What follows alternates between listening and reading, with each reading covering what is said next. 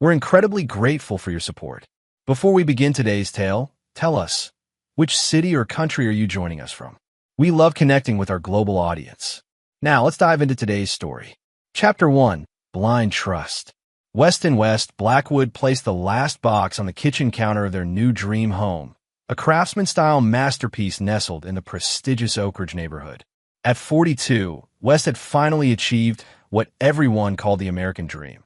A successful engineering firm specializing in disaster-resistant structures, a beautiful home, and 15 years of marriage to Adrian Blackwood, a striking and ambitious real estate developer. Is that everything from the car? Adrian asked, barely looking up from organizing wine glasses in the custom cabinet. Her dark hair was pulled back in a tight ponytail, accentuating her sharp cheekbones. Last one, Wes confirmed, his broad shoulders relaxing as he surveyed the spacious kitchen with its gleaming surfaces and top-of-the-line appliances. This house represented everything they'd worked towards since their wedding day. West had met Adrian during a campus mixer at Northwestern University. He had been a scholarship student studying engineering while working nights as a security guard. Adrian came from money, but had ambition beyond her trust fund, pursuing business with a ruthlessness that both attracted and intimidated him. Their romance had been fast and intense. West proposed 6 months after their first date, much to the surprise of his blue-collar parents. As West unpacked kitchen items, his phone buzzed. It was a text from Garrett Reeves, his closest friend since their time deployed together in Afghanistan. Garrett had saved West's life during an ambush, taking a bullet in the process. The text was simple. First barbecue at the new place better be epic. Need beer, recommendations. West smiled, typing back, "You're still on for dinner Saturday?" The response came immediately, "Wouldn't miss it." "Is that Garrett again?" Adrienne's tone had an edge that West pretended not to notice. She'd never warmed to his military friends, particularly Garrett. "Remind him to leave his gun collection at home this time. He's bringing a housewarming gift," West said mildly. "And Garrett's always carried. It's just who he is." Adrienne rolled her eyes, returning to her organization project.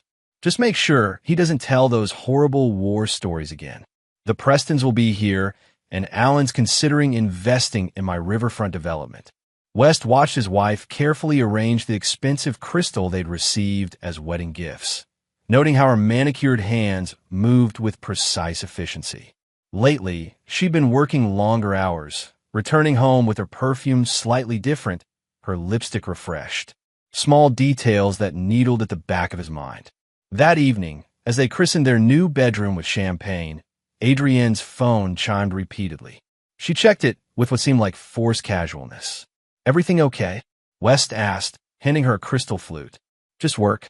The Davenport property is proving complicated." She took the glass, fingers brushing his. "I might need to meet with the investor tomorrow. On a Sunday. Anyone I know?" Something flickered in her eyes. New money. From Phoenix. Into commercial developments. She raised her glass. "To new beginnings." The words hung between them as they clinked glasses, West unable to shake the feeling that the sentiment held different meanings for each of them. Saturday's dinner party introduced a new character into their lives. Dominic Dom Vega arrived as Alan Preston's associate, a smooth-talking real estate investor with perfectly styled dark hair and an expensive watch that he checked too frequently. When he shook West's hand, his grip was challenging, his smile never reaching his eyes. "Beautiful home," Dom commented, looking around the living room with an appraising eye. "Adrienne tells me you designed some of the reinforcement features yourself." West nodded. "The foundation's built to withstand an 8.5 earthquake. Professional hazard. I see potential disasters everywhere." "Fascinating," Dom replied, his gaze drifting to Adrienne as she poured wine across the room. "Your wife has quite an eye for potential." Later, West observed from the kitchen as Dom leaned close to Adrienne on the patio, speaking intently. When she laughed at something he said, her hand briefly touched his arm, lingering a moment too long. The wine bottle in West's hand suddenly felt slippery. Garrett appeared beside him, his military-trained eyes missing nothing. "Who's the slick guy with the Rolex?" "Dom Vega, some hotshot investor. Adrienne might do business with him." Garrett's expression darkened. I don't like him. You don't like anyone. West chuckled, but the sound felt hollow. Not true, Garrett countered. I like people who aren't full of shit. He nodded toward the patio. That guy's a predator. Watch yourself. West dismissed the warning, but that night, he woke at 2 a.m. to find Adrienne's side of the bed empty. He found her in the home office, quickly ending a phone call as he appeared in the doorway. Who was that? He asked, voice rough with sleep. Just checking on Martinez closing. Go back to bed.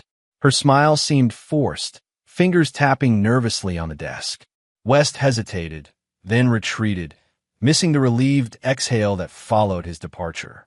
The next morning, West's parents, Frank and Eleanor Blackwood, arrived for Sunday brunch. Frank, a retired construction foreman with calloused hands and straightforward speech, embraced his son warmly while Eleanor fussed over the new house. It's certainly grand, Eleanor commented, her simple dress and practical shoes marking her as someone from a different social circle than their sophisticated neighborhood. Adrienne maintained her perfect hostess smile, but West caught the slight strain around her eyes. She'd always struggled to connect with his parents, finding their working-class sensibilities at odds with her curated lifestyle. During brunch, Frank asked bluntly about their plans for children, a topic that had become increasingly sensitive. West and Adrienne had been trying unsuccessfully for years, their last round of fertility treatments depleting their savings and straining their relationship. We're focusing on our careers right now, Adrienne answered smoothly, refilling wine glasses to change the subject. West's firm is bidding on the new community center, and I'm expanding into commercial properties. Eleanor studied her daughter-in-law thoughtfully. You seem different, Adrienne. New hairstyle. Just stressed. Eleanor, Adrienne replied with a tight smile. These deals involve a lot of late nights. The conversation moved on, but West noticed his mother's concern. As they were leaving, Eleanor pulled West aside. Something's not right with her, she whispered. I've been married 43 years. I know that look. What look? West asked, sudden tension in his shoulders. Eleanor patted his cheek gently. The look of someone with secrets, honey. Be careful. That night, Adrienne announced she needed to fly to Phoenix for 3 days to meet investors. West offered to rearrange his schedule and join her. No need, she said quickly. It'll be all meetings and paperwork. Besides, don't you have that structural review for the hospital wing? West did, and the timing made it impossible to accompany her. As he drove her to the airport the next morning, she was unusually animated, checking her appearance repeatedly in the visor mirror. When he leaned in to kiss her goodbye, Adrienne turned her head slightly, his lips catching the corner of her mouth instead of full contact. I'll call when I land, she promised, already walking away, rolling her designer luggage behind her like she couldn't escape fast enough. West watched her disappear through security, the unease in his stomach growing into something he could no longer ignore. Chapter 2. Fracturing Truth. 3 weeks after the Phoenix trip, West found the first concrete evidence that something was wrong. Reviewing their joint account statements for tax preparation, he discovered a series of large cash withdrawals totaling nearly $50,000 over 2 months. When confronted, Adrienne had a ready explanation. It's for the Westridge incentives. Some of these investors only respond to cash sweeteners. She kissed his cheek. I was going to tell you after the deal closed. It's all going back in once we secure funding. The explanation was plausible. West's new development deals often operated in gray areas, but something in her delivery felt rehearsed. That night, unable to sleep, West checked their safe and found Adrienne's passport missing, despite her having no scheduled international trips. The next morning, he called her office on a pretext and learned she had taken the day off, despite telling him she had meetings until late evening. Increasingly troubled, West called Garrett. I need a favor, West said after explaining his concerns, but it might cross some lines. Garrett didn't hesitate. For you? Name it. The next day, Garrett provided West with a small tracking device. Military grade. Undetectable on normal sweeps. Battery lasts 3 weeks. When West hesitated, Garrett added, you don't have to use it. But if you're right about something being off. That evening, while Adrienne showered, West placed the tracker in the lining of her primary briefcase. Within days, a pattern emerged. Adrienne's lunch meetings frequently took her to an upscale apartment building in Westlake, where she would spend precisely 90 minutes before returning to her office. On Thursday, West followed her himself, parking across from the luxury high-rise with tinted windows and a discreet entrance. When Adrienne emerged 2 hours later, she was accompanied by Dom Vega, his hand possessively pressed against her lower back. Before they parted, they kissed deeply, unaware of West's presence across the street. The betrayal struck West like physical pain, but he forced himself to drive away without confrontation. Instead, he increased his surveillance, documenting times, locations, photographing their meetings.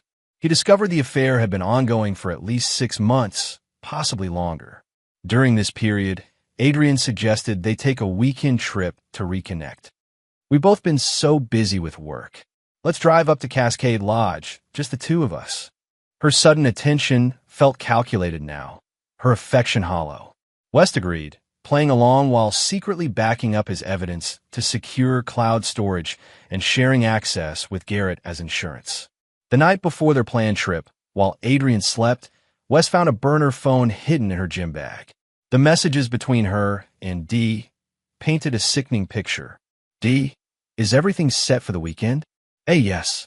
Mountain route, just as planned. No guardrails for half a mile along the ridge." "D, clean break? No connection to us?" "A, tragic accident. Grieving widow. He'll never see it coming." "D, after it's done, we'll have everything.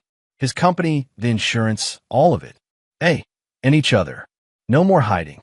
West photographed the exchanges, his hands shaking with adrenaline and betrayal. The wife he'd loved for 15 years was planning his murder. Instead of confronting her, West continued the charade, secretly meeting with his attorney to update his will, removing Adrienne as beneficiary and executor, naming his parents instead. He documented the conspiracy evidence and placed it in a secure lockbox with instructions for Garrett if anything happened to him. The night before their trip, Adrienne was unusually attentive, preparing his favorite meal and initiating passionate sex that now felt like a grotesque farewell gesture. Afterward, while she slept, West placed hidden cameras throughout their home and installed a recording app on his phone. Saturday morning dawned clear as they loaded the car for their weekend getaway. Adrienne insisted on driving, claiming West seemed tired. As they wound through mountain passes, West activated the recording on his phone, capturing Adrienne's increasingly tense behavior. Near the most dangerous section, Adrienne received a text, quickly checking it before accelerating slightly. West saw her knuckles whiten on the steering wheel. "Everything okay?" he asked, voice remarkably steady. "Perfect," she replied, approaching a sharp curve with a steep drop-off. No guardrail, just as her message had indicated. "I've been waiting for this." In one fluid motion, Adrienne jerked the wheel toward the cliff edge. West, anticipating something but not this exact moment, grabbed for the wheel, but the car was already careening toward the edge. "I'm sorry it came to this," Adrienne said with chilling calmness, releasing her seatbelt and reaching for the door handle as the car began to tip. West lunged across the console, grabbing her arm. "If I go, you go with me," he growled, fighting for control of the vehicle. The car smashed through underbrush, tires finding no purchase on the rocky slope. As they began to roll, West saw a flash of genuine fear in Adrienne's eyes before everything exploded into chaos. Shattering glass, screaming metal, and then darkness as the car tumbled down the mountainside. When emergency services arrived, they found Adrienne with minor injuries, sobbing hysterically about losing control on the curve. West was unconscious, bloody, and barely breathing in the crushed passenger side. As paramedics worked frantically to stabilize him, no one noticed Adrienne's brief, satisfied glance at her husband's broken body before her tears resumed. Chapter 3. The Fall. Garrett Reeves stood by West's hospital bed, his military posture rigid with contained rage. 6 days had passed since the accident, and West remained in a deep coma, his body brutalized by the crash. Multiple fractures, internal bleeding, and severe head trauma had required emergency surgeries, with doctors offering guarded prognosis at best. Adrian had performed the role of devastated wife flawlessly for the first 48 hours. Tearful bedside vigils, consulting with specialists, coordinating with insurance.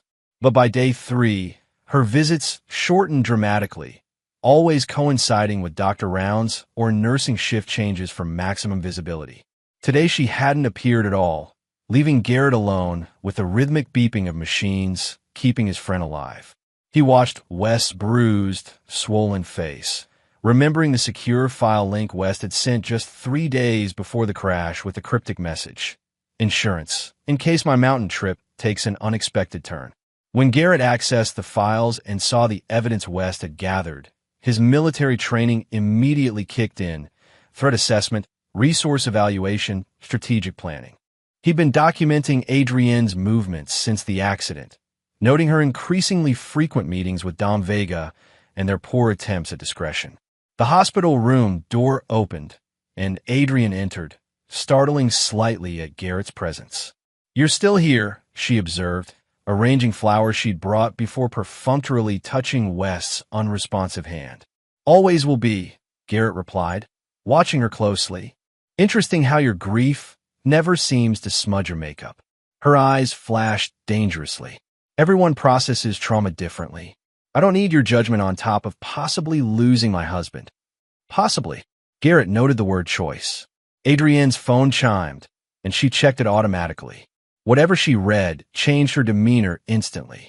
"I need to handle some insurance paperwork," she said, already moving toward the door. "The medical bills are mounting quickly." After she left, Garrett placed a small recording device beneath West's bed, another behind the wall-mounted television. Phase 1 of his counteroffensive was beginning. 2 days later, West's parents arrived from Pittsburgh, devastated by their son's condition. Frank Blackwood's weathered face seemed to age years as he stood vigil by West's bed, while Eleanor alternated between tearful prayer and fierce determination to see him recover. "The doctors are suggesting we prepare for the worst," Eleanor told Garrett quietly in the hallway. "But I know my son. He's always been a fighter." "That he has," Garrett agreed, his own eyes suspiciously bright. "And he's not fighting alone." Within days, Garrett witnessed the first truly reprehensible move. Adrian brought paperwork for Frank and Eleanor to sign, an authorization to sell Wes half of their engineering firm to cover mounting medical expenses. His partner already agreed. Adrian explained smoothly. "It's just a formality, since I have power of attorney." Frank hesitated, pen hovering over the document. "Shouldn't we wait?" Wes would want input on selling his life's work. Adrienne's sympathetic expression never reached her eyes. "The doctors have been clear about his chances, Frank. We need to be practical. The firm will lose value if we wait until after." "After what?" Eleanor demanded, her small frame straightening with maternal fury. "After my son dies? Is that what you're counting on?" "Of course not," Adrian backtracked. "I just meant." "I know exactly what you meant," Eleanor snapped, snatching the papers. "We'll have our lawyer review these first." Adrienne's mask slipped momentarily, revealing irritation before she composed herself. "Of course. Take your time." Her tone suggested the opposite. The confrontation in the hospital room was only the beginning.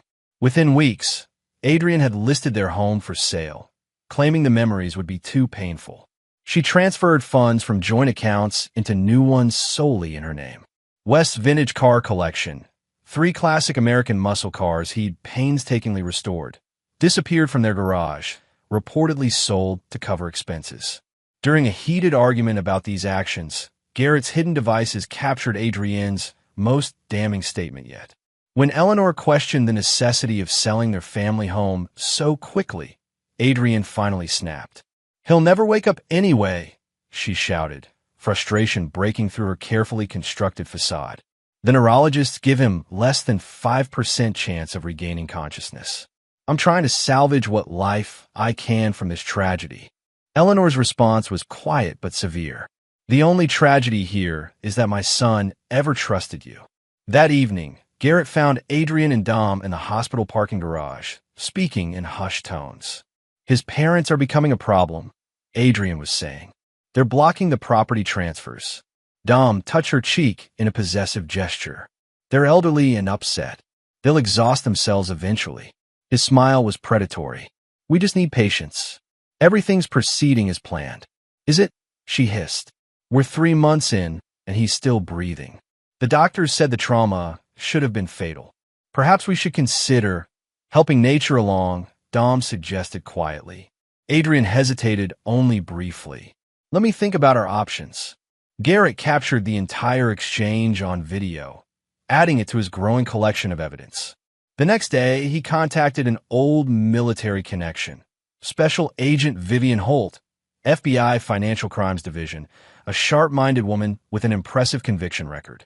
This goes beyond my usual cases, Holt noted after reviewing the preliminary evidence in a secure meeting room at the local FBI field office. But the interstate nature of the financial fraud, combined with the attempted murder angle, puts it in federal jurisdiction. How much more do you need? Garrett asked. Holt's expression was measured.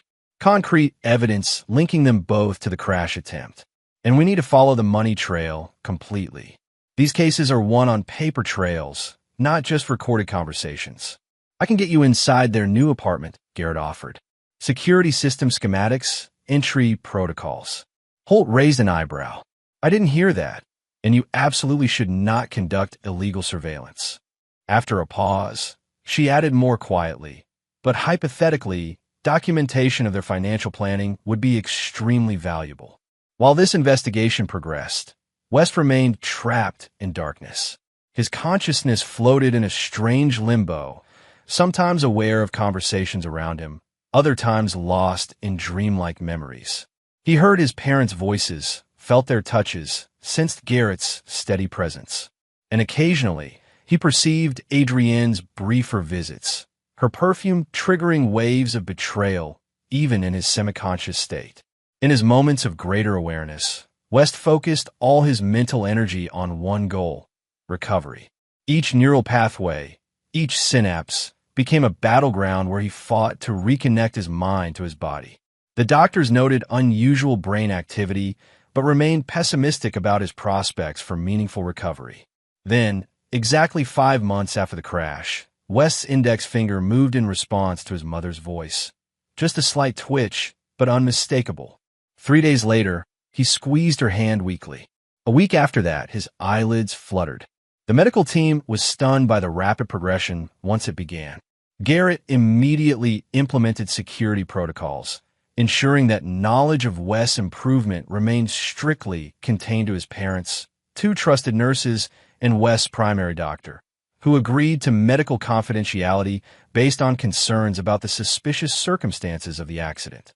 By month 6, West could open his eyes and track movement, though he couldn't yet speak. His first fully coherent communication came through a letterboard, laboriously spelling out 2 words to Garrett: tell everything. Garrett spent hours bringing West up to speed on Adrian and Dom's activities. The home sold for significantly below market value to a corporate entity they controlled. West's power of attorney used to liquidate most of his assets, the engineering firm now being systematically dismantled for parts. West's response was simple: not done yet. His recovery accelerated with his renewed purpose. Physical therapy sessions became crucibles of determination as he pushed his broken body toward functionality. Speech therapy, cognitive exercises, every aspect of his rehabilitation was approached with military discipline. When pain threatened to overwhelm him, West focused on the digital evidence Garrett showed him. Adrian and Dom planning their future with his money, laughing about his condition, discussing how much longer to maintain the pretense before moving West to start fresh. On day 187, West stood unassisted for the first time, gripping his walker with white knuckles but refusing support. On day 201, he took his first independent steps. By day 225, he could speak in full sentences, his voice rougher but gaining strength. Through it all, Adrian remained unaware, believing the doctor's initial reports of minimal brain activity. During this period, Agent Holt built a comprehensive federal case, meticulously documenting the financial crimes spanning multiple states. The attempted murder charge would be more challenging to prove, without West's testimony, but the financial fraud alone carried substantial prison sentences. On day 233, while reviewing surveillance footage from Adrian and Dom's apartment, they discovered the final piece of the puzzle, documentation of their planning before the crash, including brake line tampering instructions, the selected mountain route, and a timeline for liquidating West's assets after his unfortunate passing. When Garrett shared this discovery, West spoke clearly and coldly from his hospital bed. "It's time they learn I'm awake." The plan was set in motion. Holt positioned her agents strategically, documentation was finalized, and a date was selected. Date 240 post-accident, the day Adrian and Dom planned to finalize the sale of West's last major asset, his company's revolutionary earthquake-resistant foundation patents. West, now able to move with only a slight limp, returned to his regular hospital room, appearing comatose when necessary. The trap was set. On the designated morning, Adrian received an urgent call from West's doctor requesting an immediate meeting regarding a significant development. Dom insisted on accompanying her, concerned about potential complications to their plans. As they approached West's room, neither noticed the plainclothes agents positioned throughout the corridor. When they entered, they found what appeared to be the usual scene: West unresponsive in bed, monitoring equipment beeping steadily. "Dr. Morris called us urgently," Adrian said to the nurse checking West's vitals. "Something about a development?" "The doctor will be here shortly," the nurse replied, finishing her checks and exiting. Once alone, Dom approached the bed, studying West's seemingly unconscious form. "He doesn't look any different. Still a vegetable." "Don't be crude," Adrian chided, checking her watch impatiently. "We need to be at the attorney's office by 11. "Somewhere important to be," a familiar voice asked from the doorway. Adrian whirled to find Agent Holt entering, flanked by two more agents. "Who are you?" Dom demanded, instinctively stepping away from West's bed. "Federal Bureau of Investigation," Holt replied calmly, displaying her credentials. "We have some questions about financial transactions related to Mr. Blackwood's assets." Adrian immediately adopted her grieving wife persona. "This is hardly the time or place. My husband is awake," West interrupted, opening his eyes and slowly sitting up in the hospital bed. The blood drained from Adrienne's face as she staggered back against the wall. Dom froze in shock, unable to process the sight of the man they believed would never regain consciousness. "Hello, Adrian," West said, his voice steady. "You look like you've seen a ghost." Chapter 4. Rising from Ashes. The tableau in the hospital room remained frozen for several heartbeats. West sitting upright in his bed, Adrian pressed against the wall in shock, Dom standing rigid with disbelief, and Agent Holt watching the scene with professional detachment. Garrett entered silently from the adjoining bathroom, positioning himself between the couple and the door. "This is impossible," Adrian finally whispered, her perfectly manicured hand trembling as she pointed at West. The doctor said what you wanted to hear," West replied calmly. "What you needed to hear to proceed with your plans." Dom recovered more quickly, his expression shifting from shock to calculation. "Whatever you think you know, we know everything," Agent Holt interrupted, her tone matter of fact. "The financial fraud across state lines, the unauthorized transfers, the shell companies." She paused deliberately. "The brake tampering, that's absurd," Dom scoffed, though his complexion had grown ashen. "This is clearly some sort of setup." West's laugh held no humor. "Setup? That's rich coming from a man who helped plan my tragic accident. Tell me, was it your idea to use the mountain route, or did Adrian suggest it?" Adrienne's shock was transforming into desperate calculation. She moved toward West, tears suddenly streaming down her face in a performance worthy of an award. "West, darling, you're confused. The head trauma." "Don't," West cut her off, his voice like steel. "I heard you, Adrian. During the coma, I heard you tell my parents I would never wake up. I heard you and Dom discussing how to help nature along if I survive too long." Agent Holt stepped forward, removing handcuffs from her jacket.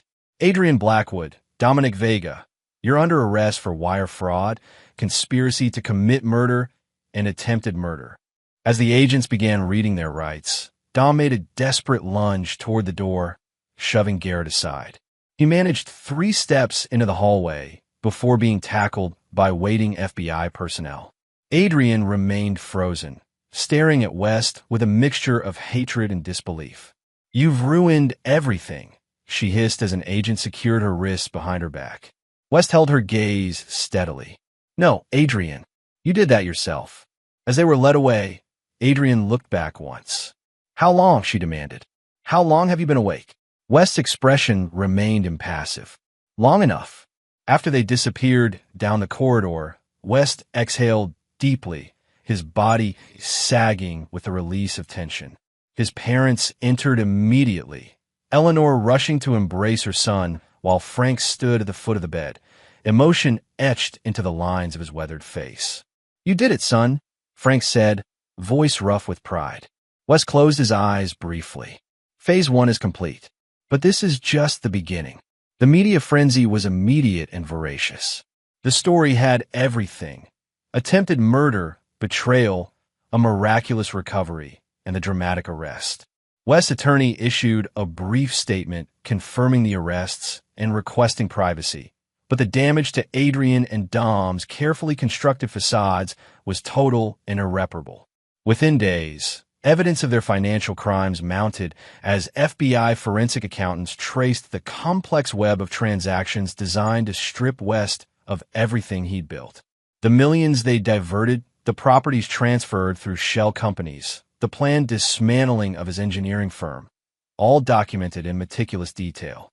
Despite the overwhelming evidence, both Adrian and Dom made bail, their attorneys already constructing defenses claiming miscommunication and business disputes rather than criminal intent. The attempted murder charge would be more difficult to prove, they argued, without direct evidence of tampering with the vehicle. West, now officially discharged from the hospital, moved into Garrett's modest home to continue his recovery and rehabilitation. His own home was gone, sold to a corporate entity controlled by Dom's cousin. His office had been cleared out, patents in legal limbo, and bank accounts drained. "We'll recover everything," Garrett assured him during a particularly difficult physical therapy session. Holt's team is building an airtight case. West pushed through the pain of rehabilitating his damaged leg muscles. "The legal system isn't enough. They deserve more than prison time." "What are you thinking?" Garrett asked, recognizing the dangerous gleam in his friend's eyes. "Justice is about restoration," West replied, forcing his leg to complete another repetition. "I want everything back, and I want them to experience exactly what they try to do to me." Over the following weeks, West focused on 3 parallel tracks: his physical recovery, assisting the FBI's case, and his own private investigation into Adrian and Dom's vulnerabilities. He discovered Dom's gambling debts to offshore entities, Adrienne's estrangement from her wealthy family due to previous ethical breaches, and the precarious foundation of their new development company built entirely on West's stolen resources. During this period, West underwent a physical transformation. His once robust frame, diminished by months of hospitalization, began regaining muscle through relentless training. He grew a beard, adopted wire-rimmed glasses, and cut his formerly conservative hairstyle into something more modern and distinctive. The changes, combined with his significant weight loss, created a person that even close acquaintances might not immediately recognize. 6 weeks after the arrests, West was ready to implement his own plan, one that ran parallel to, but separate from, the federal case. Using funds his parents had secured before Adrian could access them, West created a new identity: Lucas Reynolds, a venture capitalist from Seattle interested in distressed real estate opportunities. "This goes beyond what the law can do," Agent Holt warned when she discovered West's intentions during a case preparation meeting. "You could jeopardize our prosecution." "I'm not breaking any laws," West countered. "I'm simply introducing myself to the business community as an investor. If I happen to cross paths with the people who try to kill me, that's coincidence." Holt's expression showed she didn't believe this for a second. "The evidence we have is strong, but not bulletproof. Their attorneys are already claiming the financial transfers were authorized by you before the accident." "Then we need more evidence," West said simply. Direct confessions. Unambiguous proof. Obtained legally, Holt emphasized. West smiled without humor. Of course. His first encounter with Adrian and Dom in his new persona came at a real estate development conference. Lucas Reynolds approached their booth, expressing interest in their struggling riverfront project, the development being built with West's stolen capital. Neither recognized him. West's physical transformation, combined with their certainty that he remained severely impaired, created a perfect disguise. Dom was immediately attentive to the potential investor, while Adrian employed her practiced charm. We should discuss this over dinner, she suggested, touching Lucas/West's arm lightly. Some details are better addressed in a more private setting. The dinner meeting revealed the fractures in their partnership. Dom dominated the conversation, frequently contradicting Adrian and minimizing her role. She, in turn, undermined him subtly when discussing financial projections. Their united front was crumbling under the pressure of pending charges and failing ventures. West played his role perfectly, expressing interest but demanding more detailed financials before committing. I've been burned before, he explained. Trust requires transparency. Over the next month, Lucas became a fixture in their business dealings, dangling the promise of a major investment while gathering information about their operations and internal communications. He placed listening devices in their office during a private tour, gained access to their electronic communications by offering use of his secure server for sensitive documents, and systematically mapped their remaining assets and vulnerabilities. The intelligence gathered provided a clear picture. Adrian and Dom were desperate. Legal fees were mounting, investors were fleeing, and their stolen capital was dwindling rapidly. More importantly, they were turning on each other, each blaming the other for their collapsing plans. During this period, West also discovered that Adrian had been pressuring his elderly parents to sell their modest farm in Pennsylvania, land that happened to sit atop valuable natural gas deposits. She'd used her power of attorney during his coma to place a lien against the property for medical expenses, creating financial distress for Frank and Eleanor. This final betrayal crystallized West's resolve. The plan he formulated was elegant in its simplicity. He would offer Adrian and Dom exactly what they wanted: escape, while ensuring they implicated themselves completely in the process. Through Lucas Reynolds, West approached them with an opportunity: a major development project in Mexico with powerful investors seeking American partners. The catch? They would need to move quickly and transfer their remaining assets offshore before the FBI froze everything. My contacts can create a completely new identity for each of you, West explained over drinks in their penthouse apartment, the apartment purchased with the proceeds from selling his home. But they require proof that you can handle complicated situations. What kind of proof? Dom asked, his desperation evident despite his attempt at casual interest. You're facing serious charges, West replied. My associates need assurance you've handled similar situations successfully before. The trap was set. After exchanging meaningful glances, Adrian made the first move toward confession. Perhaps we should tell Mr. Reynolds about our previous creative problem solving, she suggested to Dom, to establish trust. Over the next 2 hours, fueled by expensive scotch and desperation, Adrian and Dom revealed the entire conspiracy. From their first meeting at a development conference 18 months earlier, through their affair, to the carefully orchestrated attempt on West's life. Every word was captured by the recording device in West's watch, transmitting live to Garrett and Agent Holt at an FBI monitoring post. The mountain road was the perfect spot, Adrian explained, her voice clinically detached as she described planning her husband's murder. No guardrails, sharp turn, steep drop-off. It would look like a tragic accident, distracted driving, or brake failure. Dom added with disturbing pride. The tampering was untraceable. I have a connection who showed me how to damage the line, so it would fail gradually under pressure. By the time they investigated, the evidence would be destroyed in the crash. What went wrong? West asked, maintaining his composure through sheer willpower. Adrienne's face darkened. He wouldn't die. The car rolled instead of plunging straight down. The passenger compartment remained partially intact. She took another drink. Then the coma. The doctor said he'd never recover, but still, it complicated things. Having to play grieving wife while he lingered was challenging, she continued, oblivious to the white-knuckled grip Lucas now had on his glass. We had to accelerate our timeline, liquidate assets before questions arose. And now this investment opportunity could solve everything, Dom concluded, raising his glass in a toast. To new beginnings. Again, West matched their toast, his eyes revealing nothing of the fury and vindication churning inside him. To getting exactly what you deserve. The next morning, FBI agents arrested Adrian and Dom based on their recorded confessions, charging them with additional counts that made bail impossible. As they were led from their apartment in handcuffs, West stepped from the shadow of an unmarked FBI vehicle, now dressed in his own clothes, beard shaved, glasses gone. Recognition dawned in Adrienne's eyes as she was guided toward the waiting transport. You, she gasped. Lucas was awake, West replied simply. Completely awake. Chapter 5. Reclamation. The federal case progressed swiftly following the arrests. With their explicit confessions and a mountain of financial evidence, prosecutors filed over 30 separate charges against Adrian and Dom spanning wire fraud, conspiracy, attempted murder, and racketeering. If convicted on all counts, they faced potential sentences exceeding 50 years.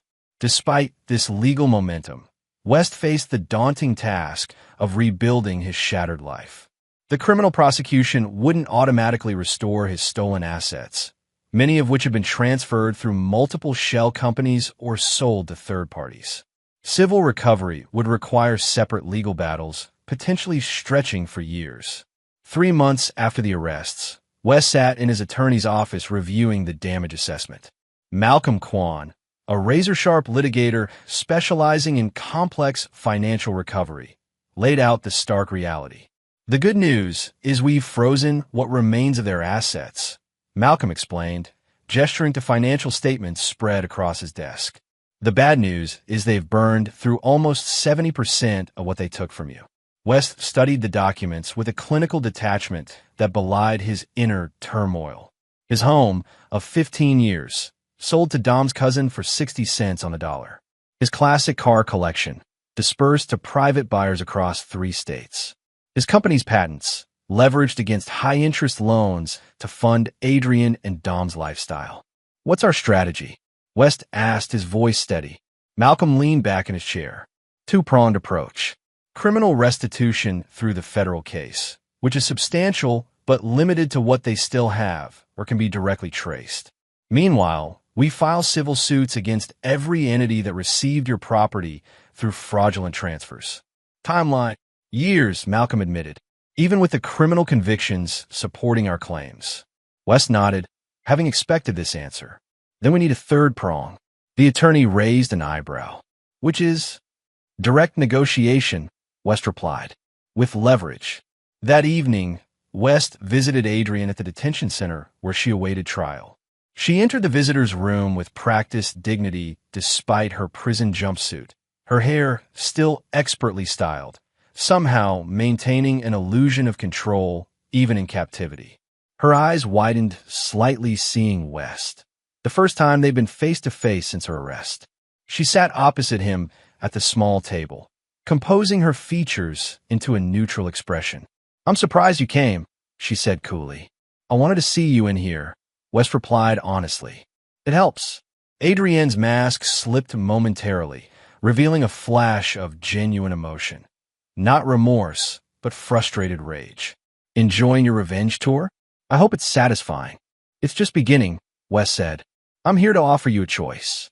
Her eyes narrowed suspiciously. What kind of choice? The prosecutors are seeking maximum sentences.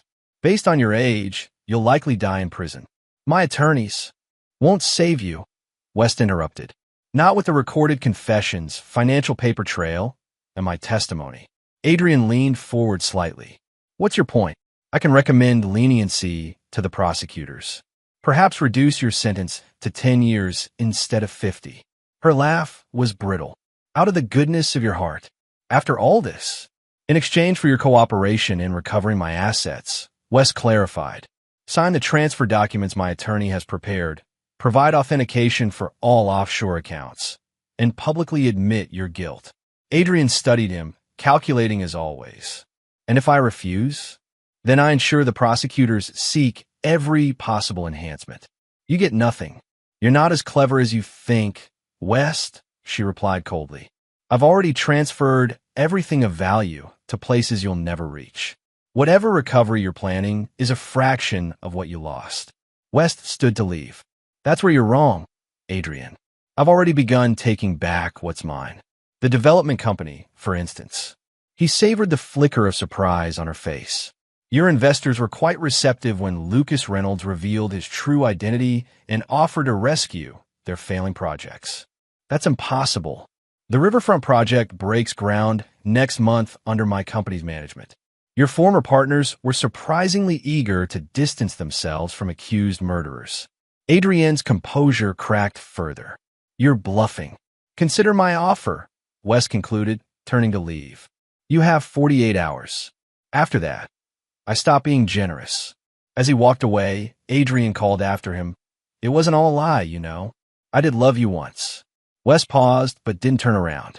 That's the difference between us, Adrian. I never stopped loving you. I just finally saw you clearly. While the legal proceedings advanced, West implemented his multi-layered recovery plan. Beyond the criminal and civil cases, he leveraged his unique position to directly approach the individuals and companies that had acquired his assets through Adrian and Dom's scheme. To the cousin who purchased his home at a fraction of its value, West presented two options: return the property for the purchase price plus reasonable improvements, or face a prolonged legal battle with immediate freezing of the asset. After consulting his attorney, the cousin chose the former. For the development projects initiated with stolen capital, West offered the investors a partnership rather than litigation, demonstrating how his engineering expertise could salvage their investments while gradually returning control to him. Most accepted, recognizing their precarious legal position and the practicality of his proposal. The recovery of his company's patents proved most challenging. Dom had used them as collateral for loans from Archer Financial Group, a private equity firm with a reputation for aggressive litigation. When conventional negotiations failed, West discovered their CEO had a personal interest in earthquake-resistant construction due to a vacation home in a seismic zone.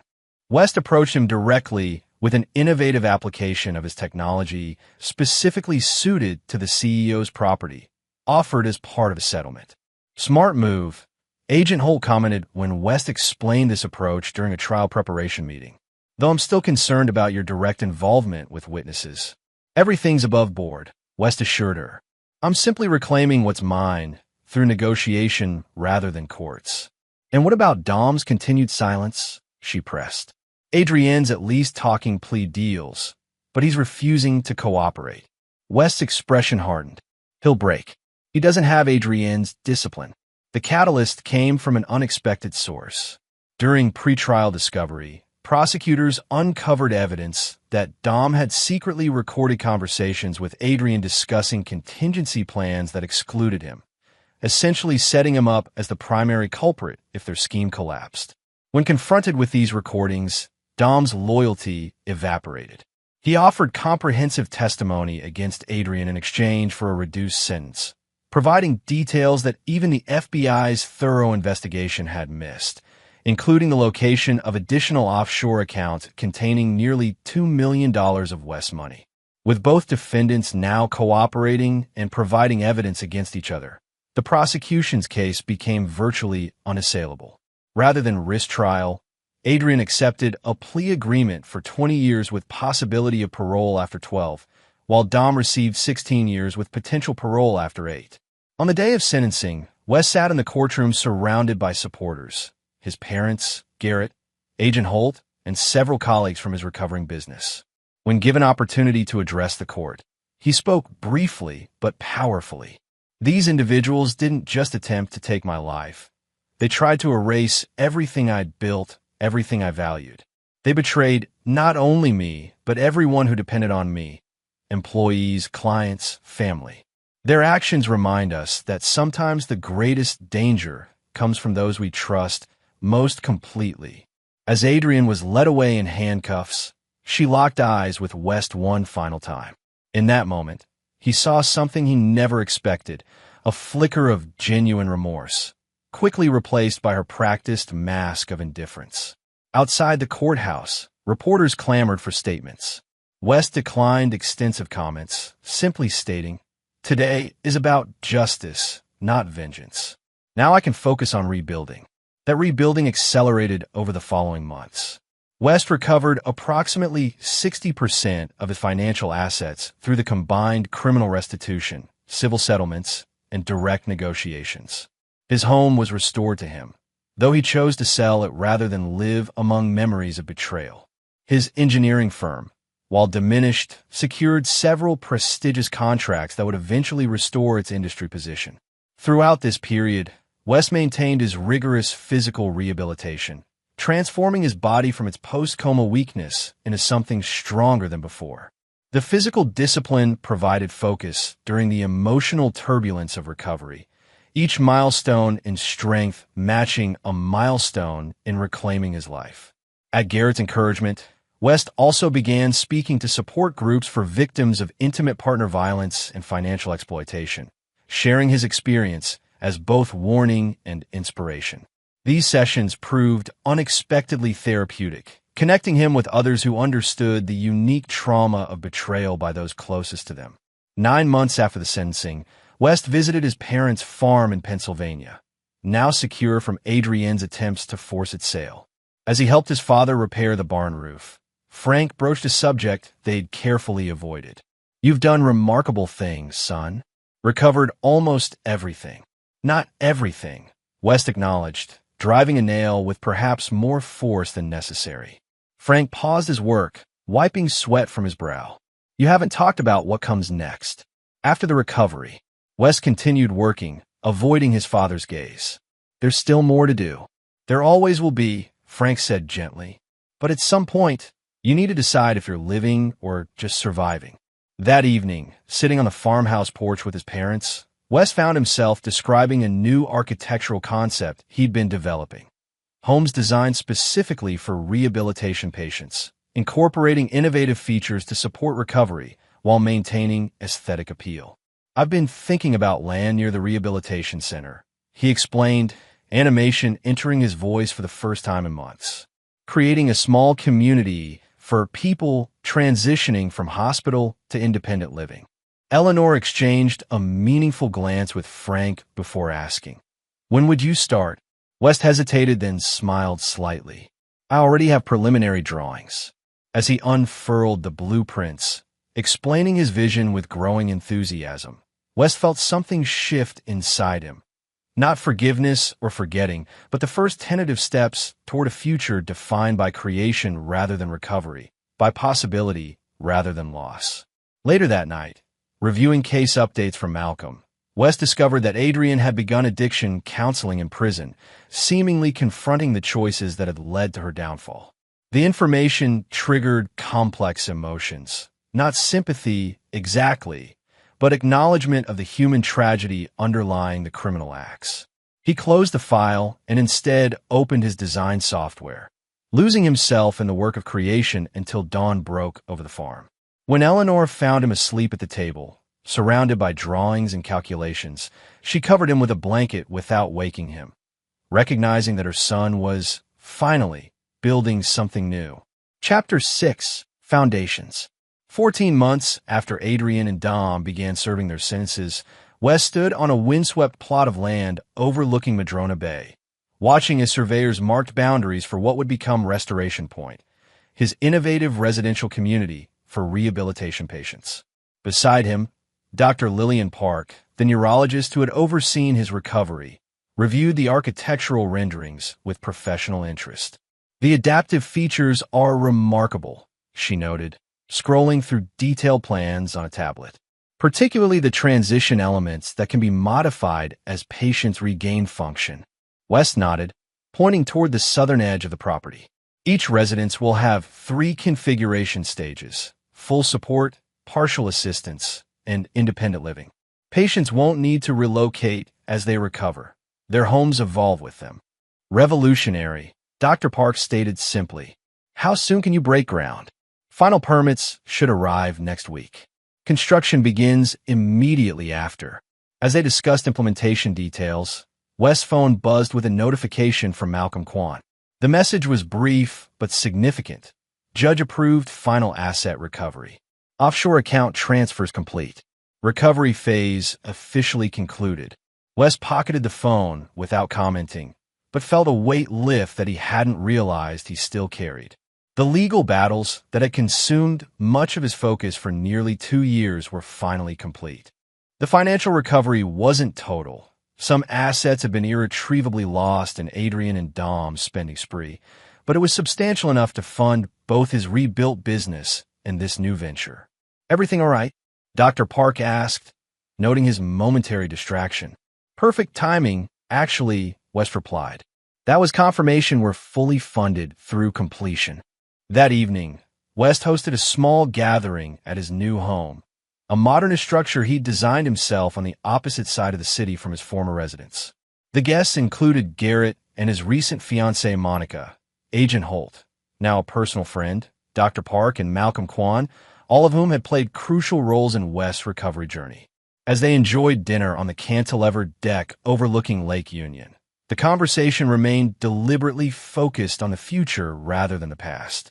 West described his vision for Restoration Point. Garrett announced plans to expand his security consulting business, and Monica shared updates on her refugee advocacy work. Later, after other guests had departed, Garrett and West sat alone by the outdoor fire pit, nursing glasses of bourbon. Malcolm's message today, West said after a comfortable silence. The recovery's officially complete. Garrett studied his friend carefully. And how does that feel? West considered the question seriously. Like closing a book I never wanted to read. Necessary, but not satisfying. You've accomplished something remarkable, you know. Most people would have been destroyed by what happened. West gazed into the flames. I almost was. But you weren't, Garrett countered firmly. You rebuilt, created something new, something better. West nodded slightly, acknowledging the truth in his friend's words. Then, with deliberate casualness, he mentioned, I received another letter from Adrian last week. Garrett's expression tightened. And, same as the others. Apologies, explanations, requests for forgiveness. West's tone remained neutral, but his grip on the glass betrayed tension. Have you answered any of them? No. Garrett hesitated before asking. Do you think you ever will? West was silent for a long moment, watching the dancing flames. I don't know what I would say. You don't owe her anything, Garrett reminded him. Not responses, not forgiveness, nothing. I know, West agreed. But sometimes I wonder if I owe it to myself to find some kind of resolution. The conversation shifted to other topics, but the question lingered in West's mind long after Garrett departed. The letters from prison had started 6 months earlier. Initial messages filled with self-justification, gradually evolving into what seemed like genuine remorse. West had read each one, then filed them away without response, uncertain what closure would even look like after such profound betrayal. The following week, groundbreaking began at Restoration Point. As West watched the excavators prepare foundations for the first buildings, he felt a renewed sense of purpose. This project represented everything he valued. Innovation in service of helping others recover from trauma, architectural solutions to human challenges, creating structures that fostered healing rather than confinement. That afternoon, he received an unexpected visit from Agent Holt, who arrived at the construction site unannounced. Impressive, she commented, surveying the activity. Though I'm not here about your building project. West's expression grew guarded. What's happened? Dominic Vega was attacked in prison yesterday, she explained without preamble. Seriously injured. He's in the prison infirmary under guard. Why tell me this? Holt studied him carefully. Because he claims you arranged it. West's surprise appeared genuine. That's absurd. I've had no contact with Dom since the trial. I know, Holt confirmed. We've checked. But he's insistent, claiming you have connections inside the prison. West shook his head in disbelief. The only person I know in that prison is my ex-wife. and she has every reason to want Dom's suffering. If anything, she's the one you should be questioning. She's been interviewed, Holt acknowledged.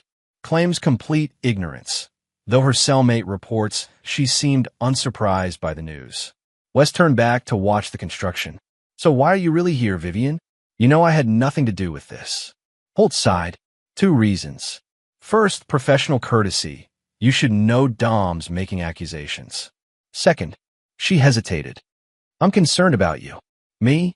Wes looked genuinely puzzled. You've accomplished everything you set out to do. Recovered your assets, rebuilt your business, seen justice served. Yet you seem unsettled. Wes considered denying it, but recognized the futility. I thought completion would feel different. It rarely does. Holt replied with the wisdom of someone who had witnessed many such cases. Justice doesn't heal wounds. It just stops the bleeding. After Holt departed, Wes found himself contemplating her words while reviewing the next phase of construction plans. The foundations being poured today would determine the stability and integrity of everything built upon them. Similarly, the foundation of his recovery had been built on pursuing justice and reclamation. But what would he construct upon that foundation now? That evening, Wes retrieved the file containing Adrienne's letters, reading through them chronologically. The progression was notable, from defensive justifications to halting acknowledgments of responsibility, finally to expressions of what appeared to be genuine remorse. The most recent letter included a passage that resonated unexpectedly. I don't expect forgiveness, nor do I deserve it. But I need you to know that I understand now the magnitude of what I destroyed. Not just your trust or our marriage, but the future we might have had. The person I was then seems alien to me now, someone whose choices I cannot comprehend, even as I must accept responsibility for them. After considerable reflection, West did something he hadn't anticipated. He wrote back. His response was brief and carefully composed. Adrienne, I've received your letters. I don't have forgiveness to offer, but I acknowledge your efforts toward accountability. My life continues forward. I hope you find meaning in yours, even within its current constraints. West. He mailed it the following morning before he could reconsider, not as an act of reconciliation, but as a step toward the closure Holt had indirectly suggested he was seeking. 3 days later, West received unexpected news that would significantly impact his ongoing recovery. His medical insurance was attempting to deny coverage for his most recent reconstructive surgery, claiming it was cosmetic rather than medically necessary. The procedure had addressed facial scarring from the crash, reducing pain and restoring normal function to his jaw. The denial triggered immediate practical challenges. The $87,000 bill would now come due directly, but also reopened emotional wounds, reminding West of vulnerabilities he'd worked to overcome. Battling insurance bureaucracy while managing his expanding business and overseeing restoration points stretched his still-recovering capabilities. During this period, West's friendship with Dr. Park evolved beyond professional consultations into a tentative personal connection. Lillian, as she asked him to call her outside of medical settings, shared his passion for innovative design and his commitment to improving rehabilitation outcomes. Their collaboration on Restoration Point naturally extended into dinners discussing implementation details, which gradually shifted to broader conversations about their lives and experiences. At 52, Lillian was a decade older than West, divorced for 15 years with 2 adult children pursuing careers across the country. Her direct manner and emotional intelligence provided a refreshing counterpoint to West's occasionally too analytical approach to relationships. "You're overthinking the insurance appeal," she told him bluntly during dinner at her Craftsman bungalow. "This isn't a complex negotiation. It's a bureaucratic error. The surgical notes clearly establish medical necessity." West smiled ruefully.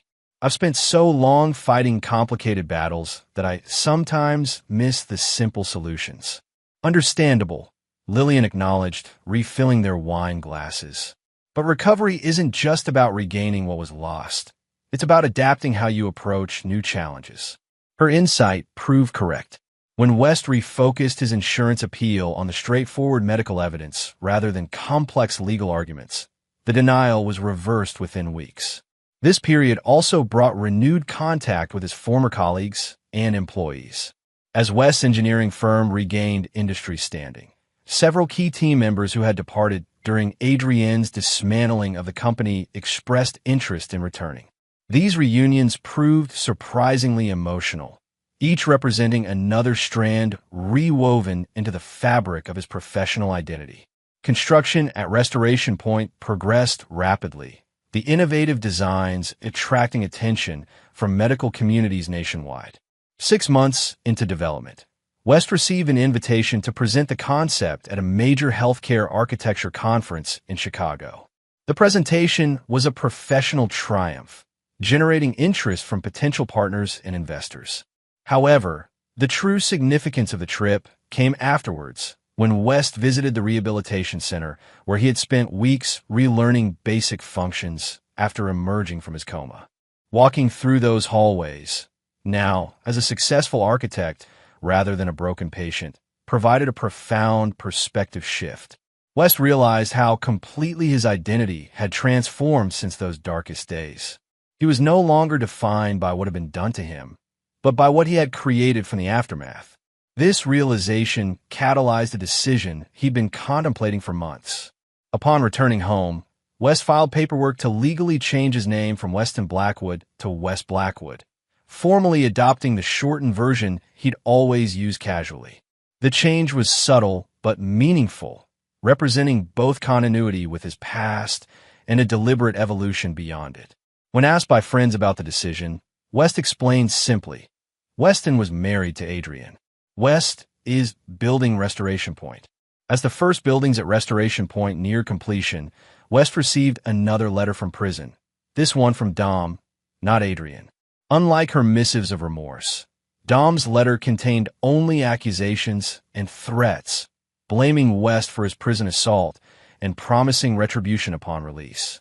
West turned the letter over to Holt without response, recognizing it as the desperate flailing of a man confronting the consequences of his own actions. Adrienne's next letter, arriving a week later, contained an unexpected disclosure.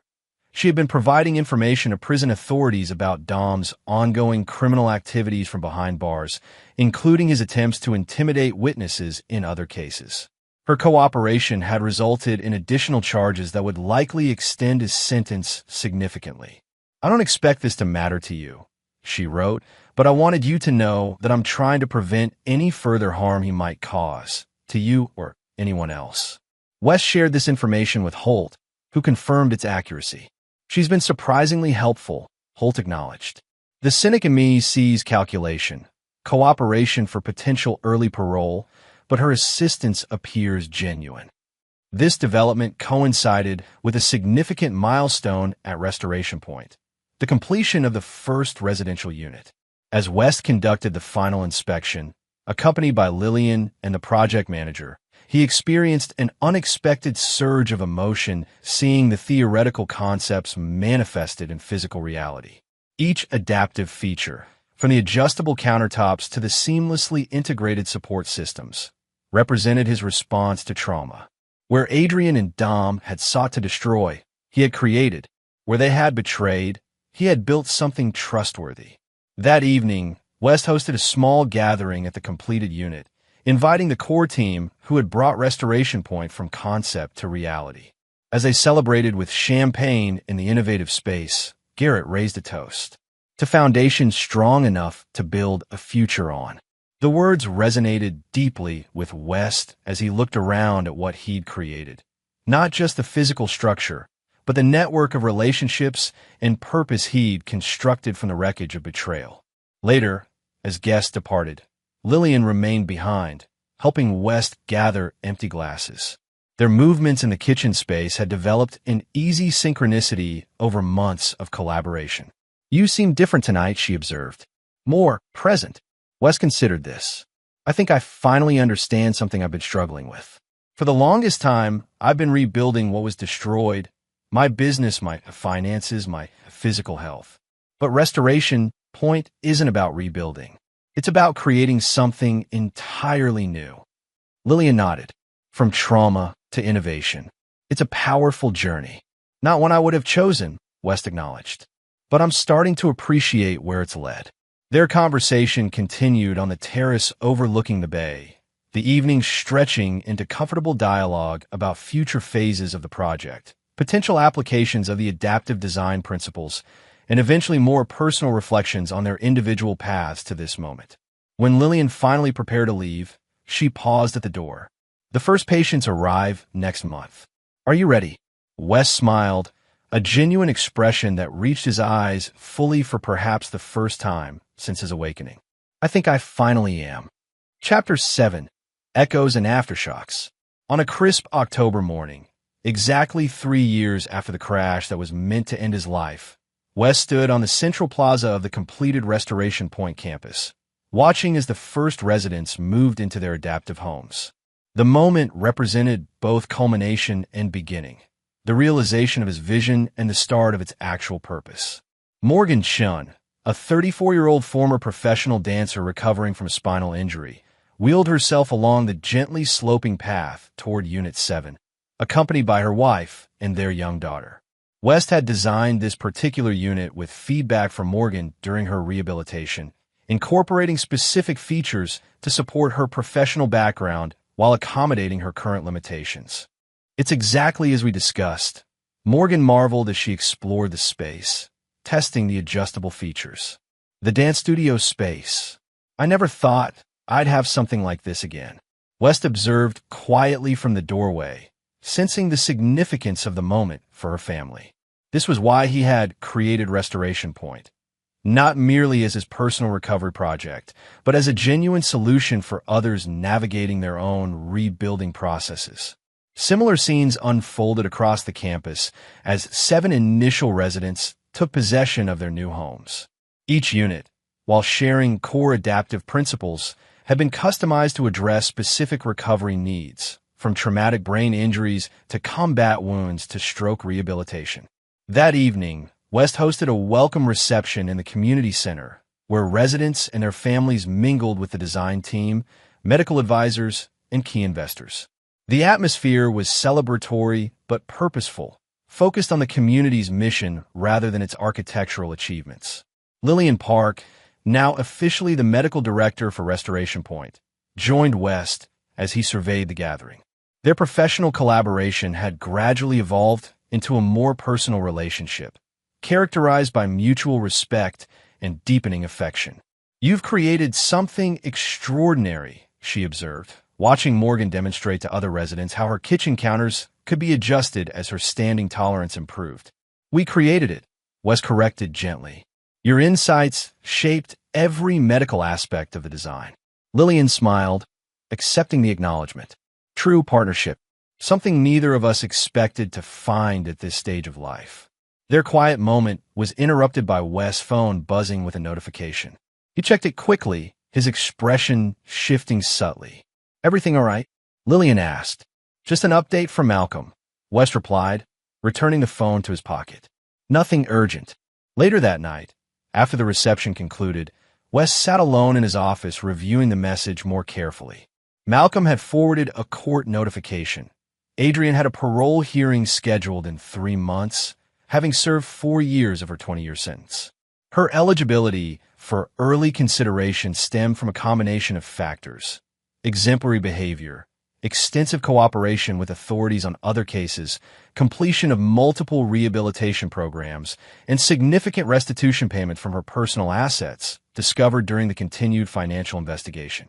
The notification included a standard invitation for the victim to provide a statement at the hearing, either in person or in writing. Wes stared at this portion of the document for a long time, uncertain how to respond.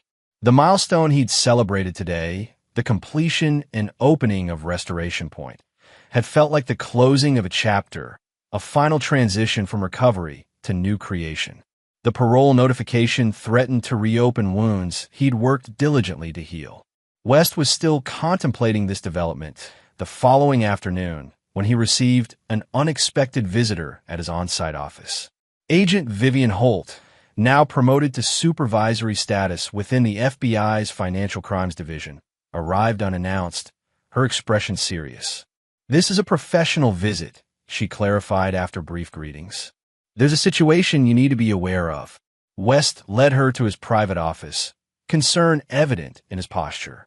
Related to Adrienne's parole hearing, Holt raised an eyebrow. You've been notified already? My attorney forwarded the court documents yesterday, West confirmed. Is there a problem with the hearing? Not exactly, Holt replied, selecting her words carefully. It's about Dominic Vega. He's been continuing criminal activities from prison, primarily through an associate on the outside, his cousin Jeffrey Vega, the same one who briefly owned your former house. West leaned forward, immediately alert. What kind of activities? Initially, witness intimidation related to his own case. But recently, our intelligence suggests something more concerning. Holt met his gaze directly. We have credible information that he's arranged for someone to intercept Adrienne when she's released. He blames her cooperation for the additional charges he's facing. Intercept, West repeated flatly. You mean kill? Holt nodded grimly. That's our assessment, yes. Have you informed prison authorities? Adrienne's attorney. We've notified all appropriate parties and increased monitoring of Dom's communications. But Jeffrey has gone off-grid, which concerns us. He has a history of violence and a documented vendetta against both Adrienne and you. West processed this information, his architect's mind automatically constructing scenarios and contingencies. What do you need from me? Primarily, awareness. Increase your security protocols. Jeffrey may target you as well, either as a path to Adrienne or as a separate vengeance objective. After Holt departed, West contacted Garrett immediately, briefing him on the situation. Though he had no official position at Restoration Point, Garrett had overseen security design for the campus and maintained connections with a contracted security firm. I'll have additional personnel on rotation within the hour, Garrett promised. And I'll review resident security protocols to ensure no one else is put at risk by association with you. That evening, West faced a difficult conversation with Lillian, explaining both the parole notification and the potential threat from Jeffrey Vega. Her response was characteristically direct. So after everything, she might walk free while you potentially face danger from her former partner? The justice system works on its own principles, West replied. Adrienne's cooperation has been substantial, apparently. Lillian studied him carefully. How do you feel about her potential release? West considered the question seriously. Conflicted.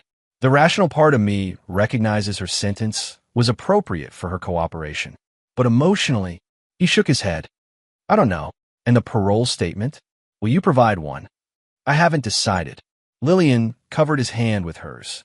Whatever you choose, remember that your response affects your healing, not just her fate. Over the following weeks, West maintained heightened security while focusing on supporting Restoration Point's new residents. Watching their individual journeys, small victories, and inevitable setbacks provided powerful perspective on his own continuing recovery process. Morgan Shun, in particular, demonstrated remarkable resilience, progressing from her wheelchair to walking short distances with supportive braces. You seem particularly invested in her progress, Lillian observed after Morgan's monthly assessment showed significant improvement. Her determination reminds me of something I almost lost, West admitted. During the darkest periods of my recovery, I questioned whether the effort was worthwhile. Morgan never seems to have those doubts. Different traumas, different responses, Lillian noted. Her injury wasn't caused by betrayal. The observation resonated with West, highlighting how the psychological aspects of his experience had been in some ways more debilitating than the physical injuries. Trust, once shattered, proved more difficult to rebuild than broken bones or damaged tissue. This reflection influenced his decision regarding Adrienne's parole hearing.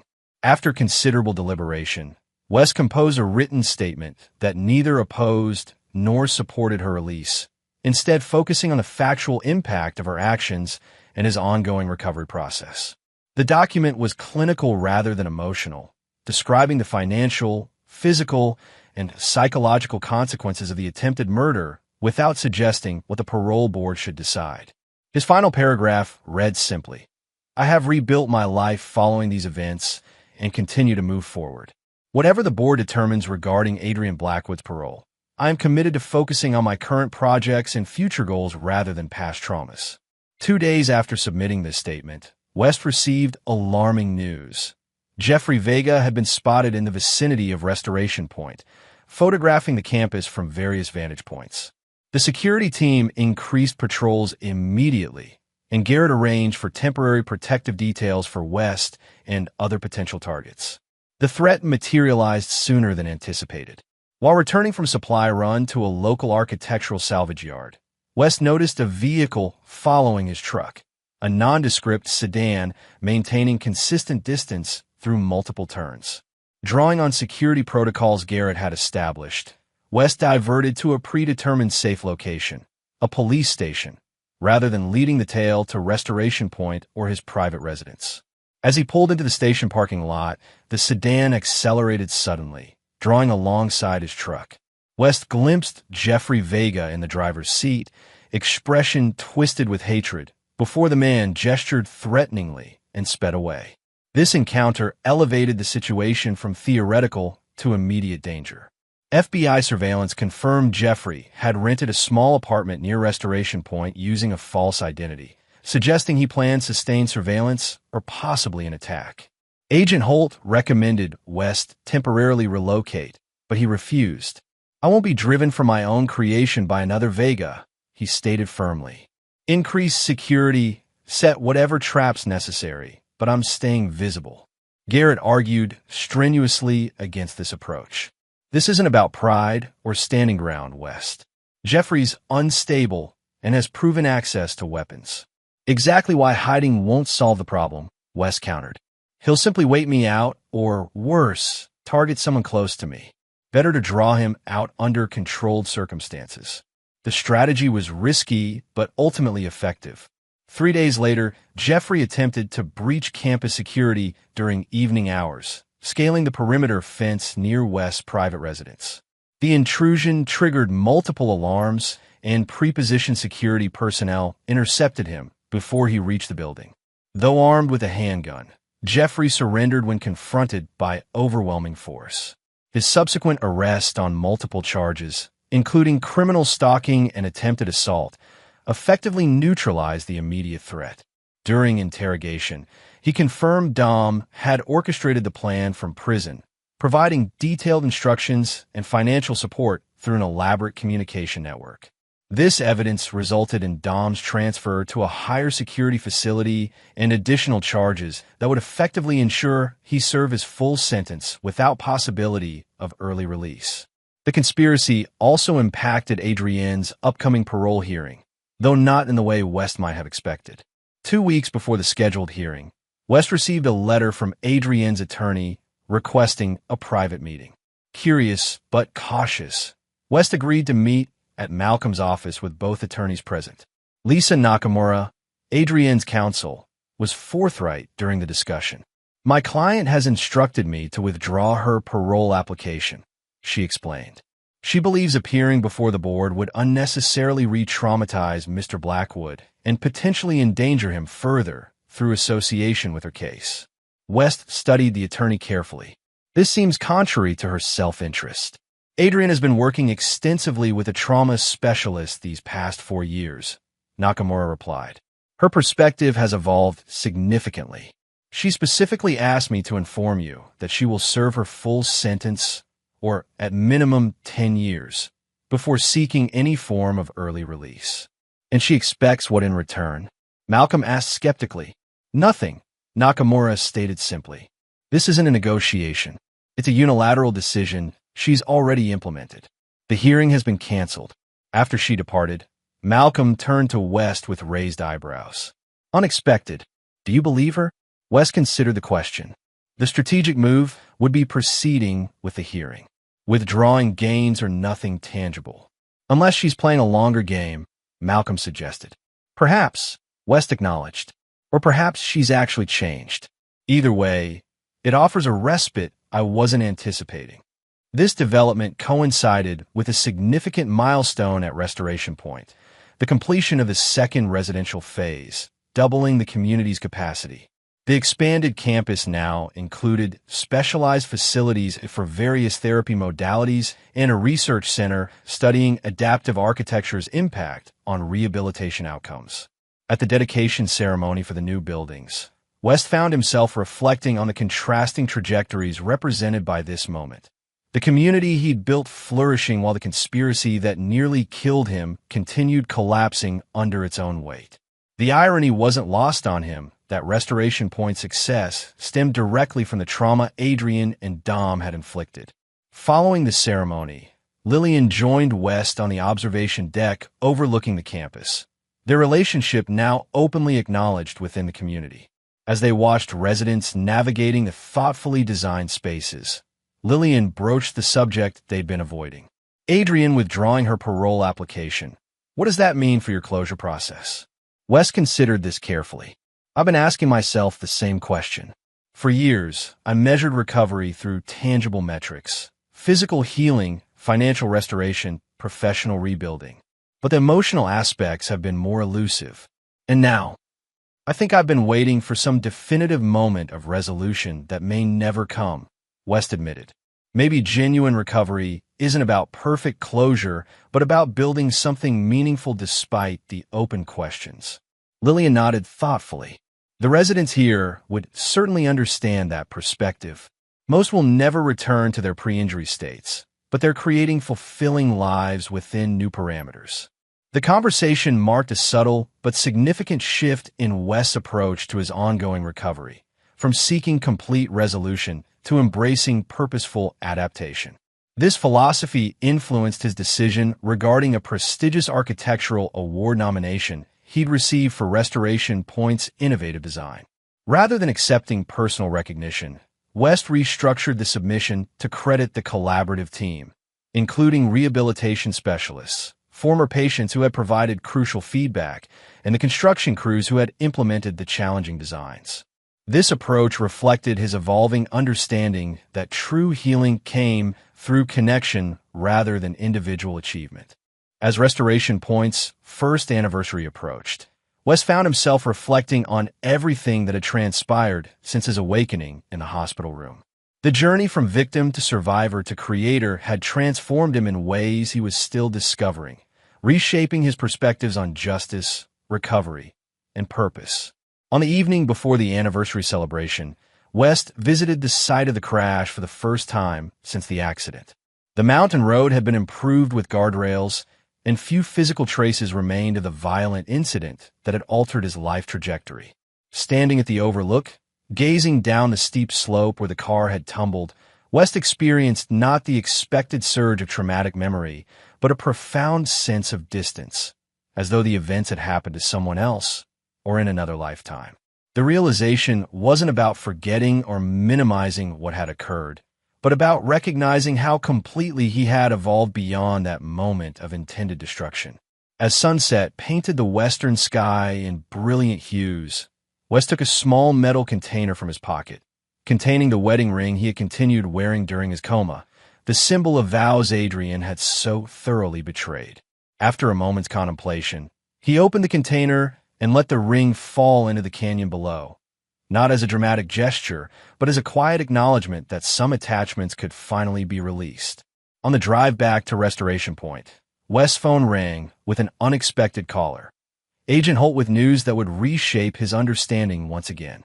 "There's been a development you should know about," she began without preamble. Adrian has provided information leading to the discovery of additional offshore accounts controlled by Dom. Accounts containing assets that we believe originated from your stolen funds. West pulled to the roadside, giving the conversation his full attention. "How much?" "Preliminary examination suggests approximately $1.2 million, Holt replied. She apparently discovered their existence recently through an old associate and immediately reported them. "Why would she do that?" West asked, genuinely puzzled. "She's already withdrawn her parole application. According to her statement, she doesn't believe she has the right to benefit from your funds, even indirectly through reduced restitution requirements." Holt paused before adding, "For what it's worth, my professional assessment is that her cooperation appears genuine rather than tactical." After concluding the call, West remained parked at the roadside turnout, processing this latest development. Throughout his recovery, he had maintained a relatively straightforward narrative. Adrian as calculated predator, himself as determined survivor. The possibility that she was experiencing genuine remorse and transformation complicated that narrative in ways he hadn't anticipated. As he finally continued toward Restoration Point, West realized that accepting this complexity represented its own form of growth, moving beyond the binary thinking of trauma to recognize that even the most damaged relationships contain multidimensional truths. The anniversary celebration the following day brought together residents, staff, medical partners, and supporters to commemorate Restoration Point's first year of operation.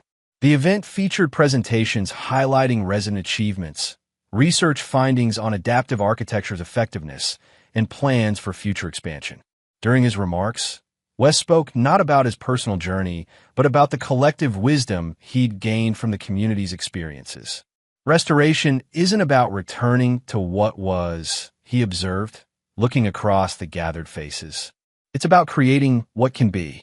Each of you has taught me that recovery isn't a destination, but a continuing process of adaptation, innovation, and growth. As applause rippled through the audience, West felt a sense of completion different from what he had originally sought. Not the neat closure of justice served or assets recovered, but the deeper satisfaction of purpose discovered through adversity. Adrian and Dom had tried to destroy his life, but in surviving their betrayal, he had discovered a more meaningful version of living than he might otherwise have found. Later that evening, as residents and guests continued celebrating, Lillian found West sitting quietly on a bench overlooking the illuminated campus. "You seem contemplative," she observed, joining him. "Having second thoughts about all this?" West smiled, taking her hand. "The opposite. I'm thinking about possibility." "In what sense?" "For years, I've defined myself in relation to what happened. The man who survived betrayal, who rebuilt after destruction. It was necessary, but limiting." Lillian nodded, understanding. "And now I'm ready to be defined by what comes next, whatever that may be." As they sat together watching the community they'd helped create, West felt the final pieces of his recovery falling into place. Not through forgetting the past, but through choosing to orient himself toward the future. Adrian and Dom had tried to write his ending, but he had claimed the authorship of his own story, creating chapters they could never have imagined. The lights of Restoration Point glowed against the darkness, a physical manifestation of the principle that had ultimately guided him through his darkest moments. That from destruction, with sufficient courage and vision, one could build something even stronger than what was lost. Chapter 8. Reconciliation. Spring arrived at Restoration Point with characteristic Pacific Northwest ambivalence. Brilliant sunshine interspersed with cleansing rains, mirroring the complex emotional landscape West had been navigating. 18 months after the community's opening, the campus had expanded to accommodate 24 residents at various stages of recovery, with a growing waiting list testifying to the concept's success. On this particular morning, West stood in the community greenhouse, assisting Morgan Shun with the adaptive gardening program she had developed for fellow residents. Her recovery had progressed remarkably. Now walking with minimal assistance, she had transformed from patient to program leader, embodying Restoration Point's philosophy of empowered healing. "The raised beds are working well," Morgan noted, demonstrating how residents with mobility limitations could tend plants without strain. "But I'm thinking about vertical systems for those with more significant restrictions." West immediately visualized possibilities. "We could integrate hydroponic columns with adjustable heights. Let me sketch some concepts." Their collaborative planning was interrupted by West's assistant, Sophia, with an unusual message. "There's a Frank Reynolds here to see you. Says he's an old associate from your engineering firm. He doesn't have an appointment, but insists it's important." West frowned slightly. The name was unfamiliar, and he generally knew all former colleagues. "Where is he now?" "Main reception. I can tell him you're unavailable if you prefer." "No, I'll meet him. Please show him to my office in 10 minutes."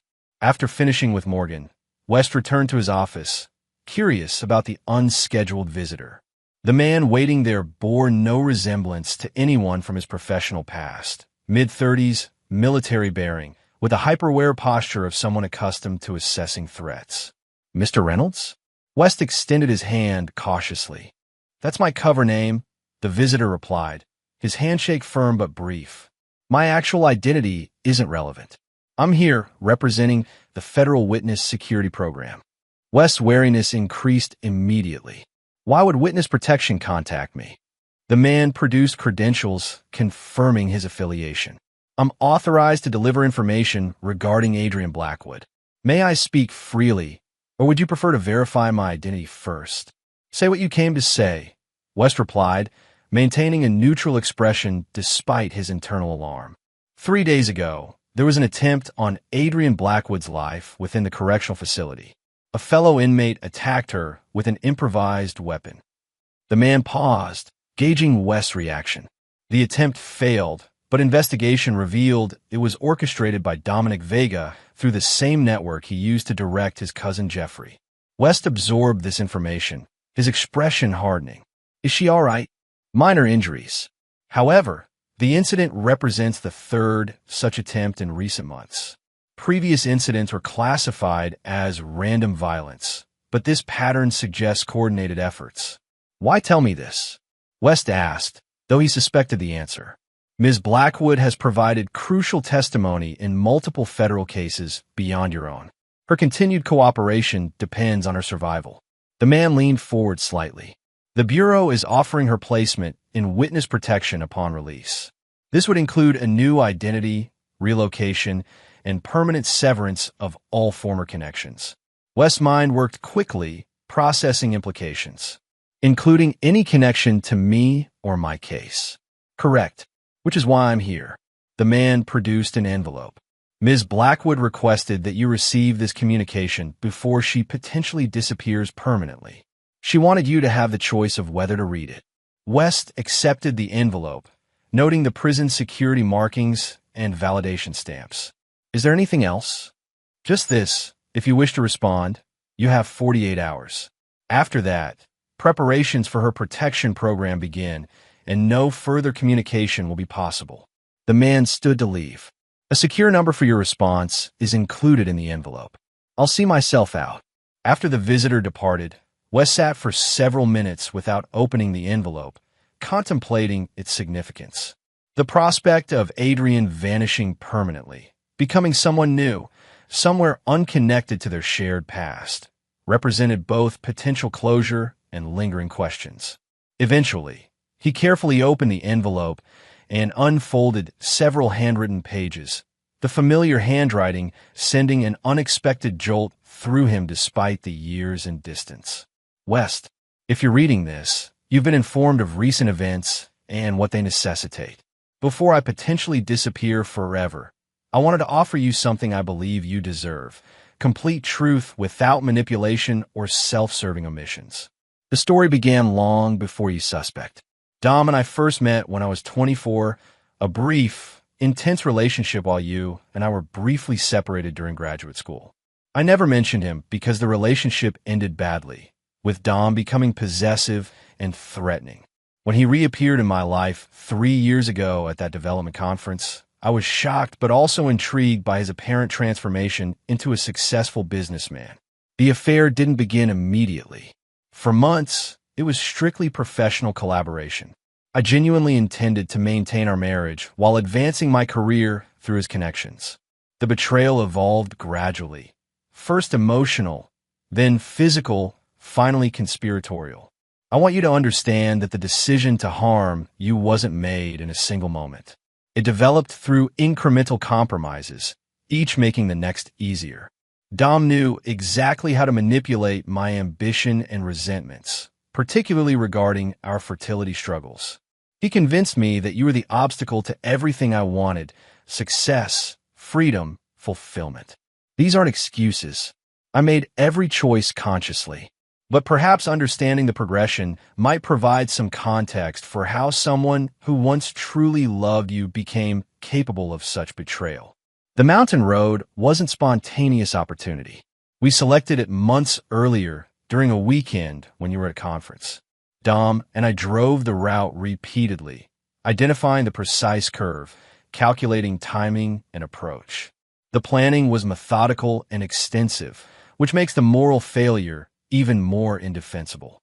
What I didn't anticipate was my own reaction after the crash.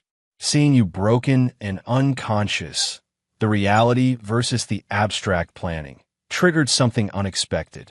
Not immediate remorse, that came later, but a profound dissociation. I became two people, the grieving wife performing for others and the calculating conspirator continuing our plan. This division allowed me to proceed with liquidating our life while maintaining public sympathy. Only when I told your parents you would never awaken did these personas briefly merge, revealing the monster I'd become even to myself. Since my imprisonment, I've worked extensively with therapists to understand these compartmentalizations. Not to excuse my actions, but to ensure I never become that person again. The therapy has been brutal but necessary, forcing me to confront not just what I did to you, but who I had to become to do it. You should also know that Dom's violence wasn't limited to our conspiracy against you. During our relationship, he became increasingly controlling and occasionally physically threatening. This doesn't diminish my responsibility. I chose him despite these warning signs, but helps explain why I've been so cooperative against him specifically. The witness protection offer wasn't my suggestion, but I recognize its necessity. Dom will never stop seeking vengeance against those he believes betrayed him, particularly me. The attacks have escalated despite his segregation from general population. Before potentially vanishing forever, I wanted you to know that my cooperation, returned assets, and withdrawn parole application weren't strategic calculations but attempts at partial amends. Nothing can compensate for the trauma I caused, and I don't expect or seek forgiveness. But I wanted you to know that the person who orchestrated your destruction no longer exists in the same way that the man I married no longer exists, both transformed by what happened on that mountain road. If you choose not to respond to this letter, I understand completely. Should witness protection proceed, I'll disappear with the knowledge that you've built something remarkable from the wreckage I created. Restoration Point represents everything I failed to be, constructive rather than destructive, healing rather than harming. Whatever you decide, please know that I will carry the weight of what I did to you for the remainder of my life, regardless of what name I bear or where I exist. It is the one constant that will follow me through any transformation. Adrian. West read the letter twice, then carefully folded it and returned it to the envelope. His reaction wasn't what he might have expected years, or even months, earlier. The rage that had fueled his initial recovery had gradually transformed into something more complex. Sitting at his desk, looking out at the community he'd built from his trauma, West recognized that Adrienne's letter represented both an ending and a choice. He called Lillian, asking her to join him for dinner at his home that evening. "There's something important we need to discuss," he explained, his tone serious enough to prompt her immediate concern. "Is everything all right?" she asked. "It's complicated," West replied, "but not an emergency. Just a significant decision I need to make." That evening, as they prepared dinner together in his kitchen, West shared the visit from the witness protection representative and the contents of Adrienne's letter. Lillian listened without interrupting, her expression thoughtful rather than judgmental. "So she'll disappear completely unless you respond within 48 hours, she summarized after he finished. "What are you considering?" West placed 2 plates on the breakfast bar and sat beside her. "I'm not sure. Part of me thinks closure means letting her vanish without response. The final chapter of a story I didn't choose but have moved beyond. And the other part?" Lillian asked quietly. West considered this carefully. Wonders if true closure might require one final conversation. Not for her benefit, but for mine. A conversation about what? Exactly. "That's what I'm struggling with," West admitted. "Not forgiveness, certainly. Not reconciliation in any meaningful sense. But perhaps acknowledgement of what happened, what's been lost, what's been created since." Lillian took a sip of wine, considering his words. "In my medical practice, I've seen how trauma creates these unresolved loops in patients' minds. Questions that cycle endlessly because they have no answers. Sometimes, the opportunity to close those loops is valuable, regardless of the relationship with the person who caused the trauma. That's it exactly, Wes nodded. There are questions that may never have another opportunity for answers. What does your instinct tell you? Lillian asked. Wes was silent for a moment. I've spent years rebuilding and creating. That restoration point exists because I refuse to be defined solely as a victim of betrayal. That perhaps true strength isn't in cutting all connections to the past, but in being able to face it without being diminished by it. Then I think you have your answer, Lillian replied simply.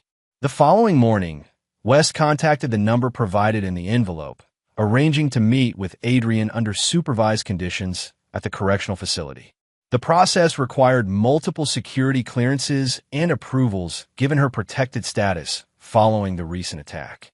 2 days later, Wes found himself being escorted through security checkpoints far more intensive than his previous prison visits. The Witness Protection Program had implemented extraordinary measures to ensure Adrienne's safety, including transferring her to an isolated section of the medical wing with restricted access. The room prepared for their meeting contained a simple table with 2 chairs, a correction officer positioned discreetly in the corner, and surveillance cameras monitoring from multiple angles. Wes had been thoroughly briefed on security protocols and limitations. No physical contact allowed, restricted topics regarding her potential relocation, time constraints strictly enforced. When Adrienne entered, Wes was struck by how fundamentally she had changed. The polished, confident woman who had orchestrated his destruction was gone, replaced by someone physically diminished, yet somehow more substantial. Her prison-issued clothing hung on a frame that had lost its cultivated elegance, and her once perfectly styled hair was now pulled back simply, streaks of premature gray visible throughout. Most notably different were her eyes. The calculated charm replaced by a wary authenticity that suggested she no longer had the energy or inclination for manipulation. West, she acknowledged quietly, taking the seat across from him. A fading bruise from the recent attack was visible along her jawline. I wasn't sure you'd come. Neither was I, he replied honestly. An awkward silence stretched between them, the weight of their shared history almost tangible in the sterile room. Thank you for the letter, Wes finally said. It answered questions I've had for a long time. Adrian nodded slightly. I've had 4 years to reflect on every decision, every justification. Therapy has been illuminating and painful. I didn't come for apologies, Wes clarified, or to offer forgiveness. I know, she replied. Those would be inadequate and presumptuous, respectively. Wes studied her, noting the absence of the performative emotion she had once wielded so effectively.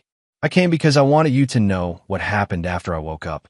Not just the legal consequences or financial recovery, but what I built from what you tried to destroy. For the next 30 minutes, Wes described Restoration Point, its conception during his darkest rehabilitation days, its evolution from personal healing project to community resource, the lives being transformed through its innovative approach to recovery.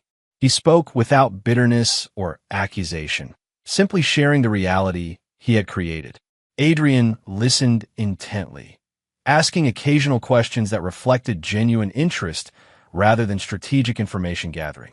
When he described Morgan Chin's journey from initial resident to program director, Adrienne's eyes showed the first hint of emotion. You've created something remarkable, she said when he finished. Something I could never have imagined when we were together. That's precisely the point, Wes replied. What happened on that mountain road was meant to end everything. Instead, it created possibilities I wouldn't have discovered otherwise. Adrian absorbed this without defensiveness. Does that make it easier to live with what I did? No, Wes said honestly. What you did remains unforgivable. But my life isn't defined by it anymore. That's what I wanted you to understand before you potentially disappear forever. She nodded slowly. I've wondered often what you became after everything. The man I married would have been destroyed by this betrayal. The man sitting here created something transformative from it. We both became different people, West acknowledged, though through very different paths. As their allotted time drew to a close, Adrian asked the question that perhaps represented the true purpose of their meeting. If the witness protection proceeds, this is likely our final conversation. Is there anything else you need from me before that happens? Wes considered this carefully. Just an honest answer to one question. The person who planned my death on that mountain road, does she still exist inside you? Adrian held his gaze steadily. No, she's gone. Not through witness protection or new identity, but through confronting exactly who I became and why.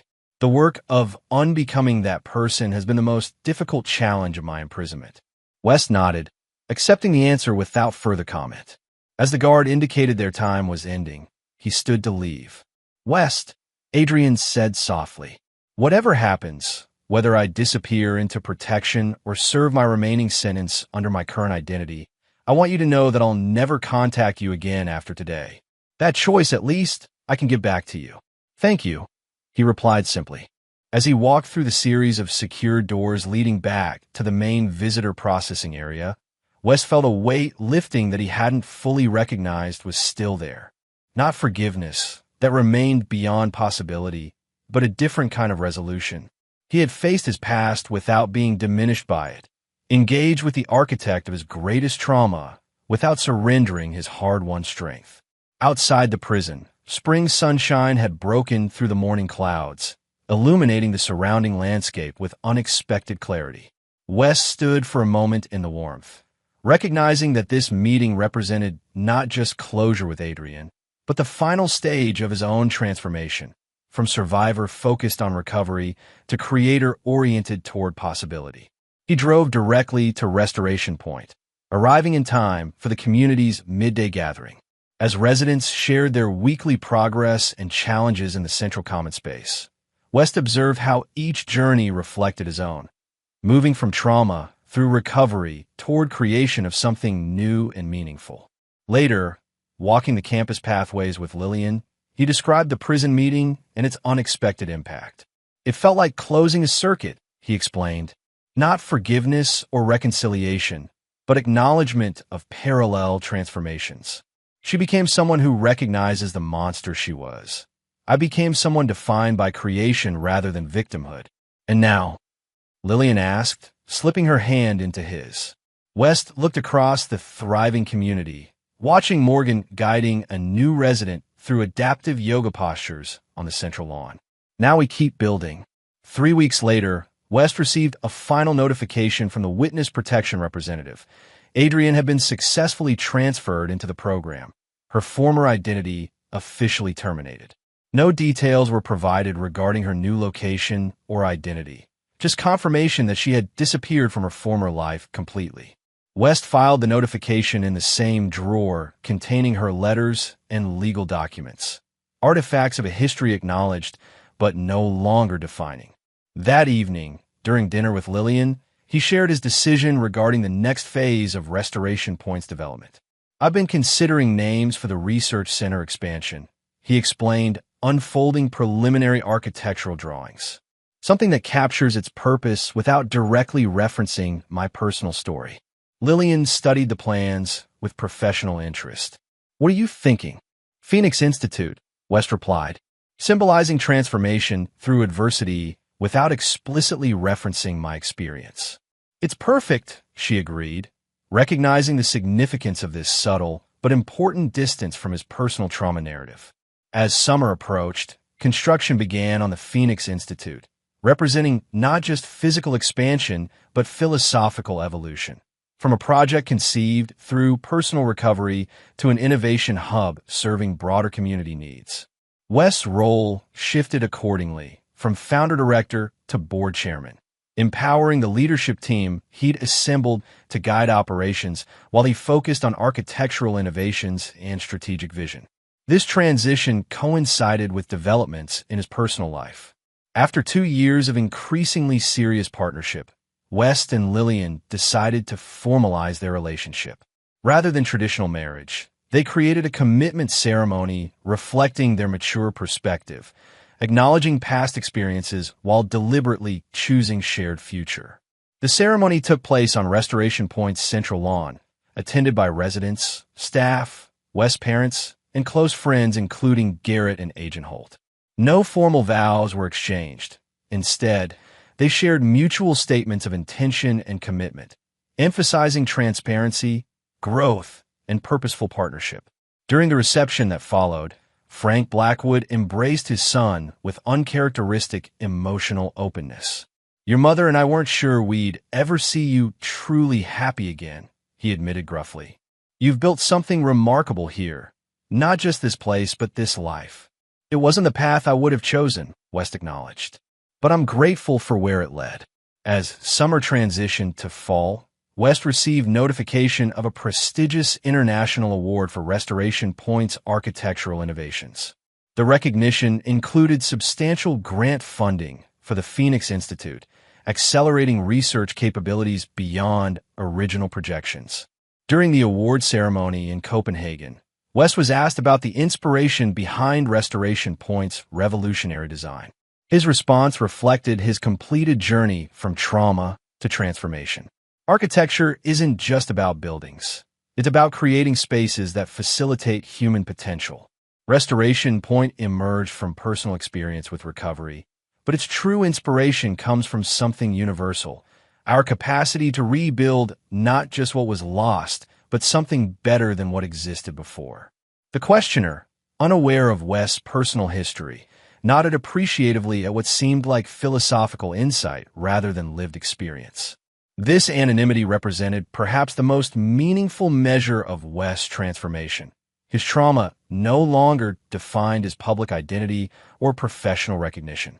Returning from Copenhagen, West found Restoration Point thriving under its expanded leadership team. Morgan Chun had been promoted to Resident Services Director, implementing innovative programs based on her personal recovery journey. The community had grown to 36 residents, with the Phoenix Institute attracting renowned researchers focused on adaptive architecture and rehabilitation innovations. For West, this flourishing beyond his direct control represented the most satisfying aspect of his creation. It had developed self-sustaining momentum, no longer dependent on his trauma narrative or personal oversight. Like a well-designed building, it stood on its own foundation, shaped by his vision but not limited by it. During this period, occasional updates regarding the federal cases stemming from his original situation arrived through Agent Holt. Dom remained in maximum security, his continued attempts to orchestrate external threats, resulting in additional charges and restrictions. The financial recovery process had concluded with approximately 80% of assets restored through various legal mechanisms. These updates, once central to West's recovery focus, now registered as peripheral information, acknowledged but no longer defining his daily consciousness or future planning. The final such notification arrived on a crisp October morning, exactly 5 years after his awakening in the hospital room. Final case report. All federal prosecutions concluded. Asset recovery complete within legal parameters. Case officially closed.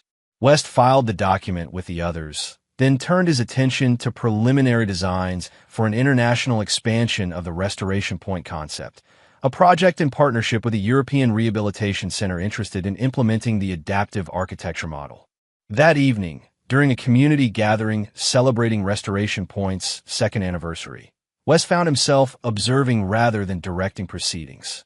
Residents managed the event themselves, with Morgan coordinating presentations highlighting individual and collective achievements. Lillian joined him on the observation deck, overlooking the celebration. "You're unusually quiet tonight," she noted. "Just appreciating the view," West replied, indicating the thriving community below. 5 years ago today, I woke up in that hospital room to find Adrian and Dom being arrested. Everything since has been rebuilding from that moment. And now?" Lillian asked, echoing their frequent check-in question. West smiled, genuine warmth reaching his eyes. "Now I'm ready for the next chapter, one that isn't defined by what was destroyed, but by what we're creating together." Below them, Morgan was introducing a new adaptive sports program, her enthusiasm infectious as she demonstrated equipment modifications for various mobility challenges. Residents gathered around, their focus entirely forward-looking, exactly as West had designed the community to facilitate.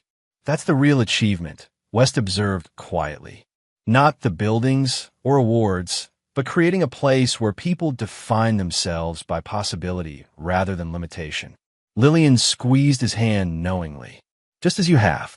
As darkness fell, the community gathering transitioned to a lantern ceremony. Each resident launching a paper lantern representing personal milestones achieved and goals still pursued. The glowing lights ascended into the night sky, creating constellations of individual journeys united in shared purpose. West and Lillian joined the ceremony, releasing their own lanterns into the gentle breeze. As he watched his lantern join the others, West reflected on the distance traveled from that mountain road, not just physically or professionally, but emotionally and spiritually. The woman who had orchestrated his destruction had inadvertently catalyzed his transformation. The betrayal meant to end his story had instead sparked an entirely new narrative, one richer and more purposeful than might otherwise have evolved. This understanding represented the final piece of West's recovery journey, the recognition that trauma, while never deserved or justified, could be integrated rather than merely survived. The experience that had nearly destroyed him had ultimately revealed capacities for resilience, innovation, and compassion that might otherwise have remained dormant. As the lanterns ascended into the darkness, their collective light illuminating the campus below, West embraced this paradox with hard-earned wisdom, that sometimes the greatest destruction creates possibility for the most meaningful creation, and that the journey from betrayal to transformation ultimately leads not back to what was lost, but forward to what could never have been imagined. Chapter 9. Transformation. 5 years to the day after Restoration Point welcomed its first residents, West stood on the ceremonial platform addressing a crowd that represented the full spectrum of the community's impact: current and former residents, medical partners, architectural collaborators, and representatives from 3 international implementations of the adaptive design concept. When we broke ground on this campus, West began, his voice carrying across the assembled gathering. We described it as a place for recovery. What we've discovered together is something more profound. That true healing isn't about returning to what was, but evolving into what can be. The audience, intimately familiar with this philosophy through lived experience, responded with knowing appreciation. Among them sat Morgan Shun, now Restoration Point's executive director, her remarkable journey from initial resident to organizational leader embodying the community's transformative potential. Today we celebrate not just 5 years of operation, West continued, but the inauguration of the Global Restoration Institute, expanding our research and implementation capabilities to serve communities worldwide. He gestured toward the striking new building behind him, a seamless integration of cutting-edge sustainability features and adaptive architecture principles, designed to serve as both research hub and teaching facility for international practitioners. The structure represented the evolution of concepts first developed during West's own recovery, now refined through years of practical application and resident feedback. As West concluded his remarks and the formal ribbon-cutting commenced, he felt a profound sense of completion, not of the work itself, which would continue evolving, but of his personal journey from victim to creator. The Institute represented the final transition from a project born of personal trauma to a self-sustaining innovation ecosystem with global impact. During the reception that followed, West found himself approached by a distinguished visitor he hadn't expected, Judge Martha Okafor, who had presided over Adrian and Dom's original sentencing. "Mr. Blackwood," she acknowledged with dignified warmth, "I hope my attendance isn't unwelcome." The invitation came through mutual connections at the Justice Department. "Not at all," West assured her, genuinely pleased by her presence. "Your fair handling of a complex case was instrumental in my eventual recovery." The judge nodded appreciatively. "I've followed the development of Restoration Point with great interest. It represents exactly the kind of transformative response to trauma that our justice system aspires to but rarely achieves." That's high praise, West replied, though I suspect my path was somewhat unconventional. The best ones usually are, she noted with a slight smile. After a moment's hesitation, she added, I thought you might want to know that Mr. Vega passed away last month. Complications from a chronic condition exacerbated by prison conditions. West absorbed this information with surprising neutrality. I hadn't heard. It was kept relatively quiet, the judge explained. Given his continued attempts to orchestrate external threats, authorities were concerned about potential posthumous instructions to associates. And were there any? West asked, more from intellectual curiosity than personal concern. None discovered so far, she replied. His influence appeared to have diminished considerably in recent years. West nodded, recognizing that the information represented another chapter closing, though one that generated neither satisfaction nor regret, simply acknowledgement. Dom had become increasingly irrelevant to West's life and consciousness, a historical figure rather than active threat or significant presence. Thank you for telling me, he said simply. As Judge Okafor moved on to greet other attendees, Lillian joined West, noting his thoughtful expression. Everything all right? Dom died in prison last month, he explained quietly. Judge Okafor just informed me. Lillian studied him carefully. How do you feel about that? West considered the question seriously. Strangely disconnected, like hearing about a historical figure rather than someone who once tried to destroy my life. That's a measure of how completely you've moved forward, Lillian observed. His death doesn't define anything for you anymore.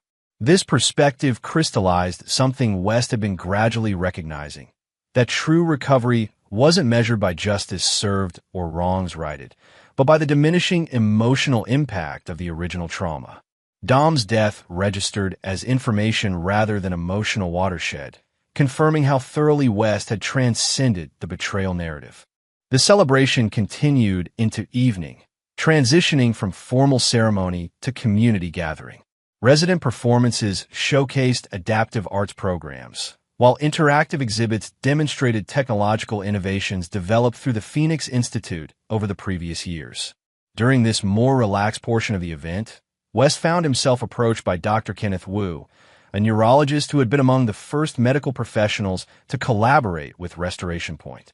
Now director of his own rehabilitation center in Seattle, Dr. Wu had implemented many of the adaptive design principles pioneered at Restoration Point. I've been meaning to share something remarkable with you, Dr. Wu said after exchanging pleasantries. A patient of mine mentioned knowing you under unusual circumstances. I'm not at liberty to share specific details, but she indicated you might understand the reference to the mountain road. West felt an unexpected jolt of recognition. When was this? About 8 months ago, Dr. Wu replied. She was admitted for rehabilitation following complications from a previous injury. Nothing life-threatening, but requiring extensive physical therapy. She since completed treatment and relocated. Did she say anything else? West asked carefully. Dr. Wu shook his head. Just that seeing our implementation of your design concepts confirmed something important for her. That transformation can be genuine and complete. West nodded thoughtfully, understanding the message that had been deliberately conveyed through this chance connection. Adrian, or whoever she had become through witness protection, had experienced firsthand the healing environment his trauma had inspired, and wanted him to know that her own transformation continued in parallel to his. The information required no response or action. It simply completed a circle of awareness between two people whose lives had been irrevocably connected and then deliberately separated. Like Dom's death, it registered not as emotional disruption, but as narrative completion, another thread tied off in a story West had moved beyond. Later that evening, as the celebration concluded and most guests departed, West walked the illuminated campus pathways with Lillian, reflecting on the day's events and unexpected revelations. Do you think she did it deliberately? Lillian asked regarding Dr. Wu's message. Placing herself in a facility implementing your designs? Possibly, West acknowledged. Or perhaps it was coincidence that became meaningful once she recognized the connection. Does it matter to you either way? West considered this carefully. Not in the way it once might have. It's just another confirmation that all parties have moved forward on their separate paths. This perspective reflected how thoroughly West had integrated the traumatic chapter of his life, acknowledging its reality and impact without allowing it to dominate his present consciousness or future orientation. The betrayal had become historical context rather than defining narrative, informing but not limiting who he had become. As they reached the central plaza, now quiet after the day's activities, West paused to observe the campus from this vantage point. Each building represented a specific aspect of his recovery journey. The initial residential units born from his earliest rehabilitation experiences, the community center embodying connection as essential to healing, the Phoenix Institute manifesting research and innovation emerging from adversity. "I've been thinking about next steps," Wes said after a comfortable silence. "Both professionally and personally." "What kind of steps?" Lillian asked. With the Global Institute launched and Morgan fully capable of leading operations here, I'm considering focusing more exclusively on international implementations. He turned to face her directly, including significant time at the Copenhagen and Singapore sites during their development phases. Lillian smiled, immediately understanding the implicit question. "Are you asking if I consider relocating temporarily to support those projects?" "More than temporarily," Wes clarified. "I'm thinking about a different approach to life and work going forward. Less centralized, more nomadic, creating impact across multiple communities rather than remaining tethered to this one. Embracing transformation as ongoing rather than completed," Lillian observed insightfully. "Exactly," Wes nodded. "Restoration Point will always remain our foundation, but perhaps the next chapter involves building multiple versions rather than continuously expanding this one." As they discussed possibilities, West recognized that this conversation represented the final evolution of his recovery journey, from surviving betrayal to rebuilding what was destroyed to creating beyond original parameters. The capacity to envision future possibilities unconstrained by past trauma represented the most meaningful measure of his transformation. The following morning, West convened the Restoration Point leadership team to discuss his evolving role and the organization's future direction. Morgan, now fully established as executive director, received his proposal for a more globally focused contribution with characteristic pragmatism. "The timing makes sense," she acknowledged. "The community is stable, the institute is launched, and international implementations need your direct architectural expertise more than we need day-to-day involvement here." Other team members expressed similar support, each having developed specialized expertise that collectively ensured the organization's continued flourishing. What had begun as West's personal healing project had evolved into a self-sustaining ecosystem of innovation and recovery, precisely the outcome he had ultimately hoped to achieve. 2 months later, West and Lillian departed for Copenhagen to oversee groundbreaking for the European implementation of Restoration Point. The Danish version incorporated cultural adaptations while maintaining core adaptive architecture principles, reflecting West's evolving philosophy that true innovation required contextual flexibility rather than rigid replication. On the evening before groundbreaking, they walked along Copenhagen's picturesque Nyhavn Canal, discussing the project's unique features and potential impact. As they paused to observe the colorful historic buildings reflected in the water, West was struck by how completely his life had transformed from that fateful day on the mountain road. "I was thinking about something Morgan said before we left," he commented, watching boats navigate the canal. "That my greatest contribution wasn't the architectural innovations or even founding Restoration Point, but demonstrating that traumatic endings can become transformative beginnings."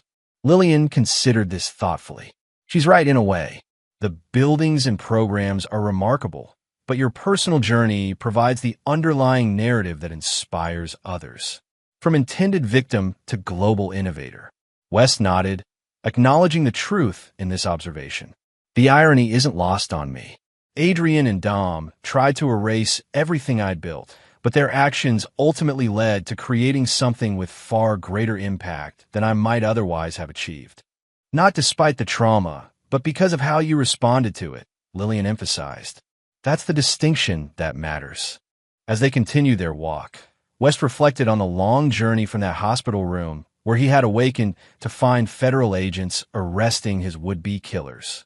Each step of recovery, physical rehabilitation, financial restoration, professional rebuilding, emotional healing, had contributed to the person he had become and the global impact he now created.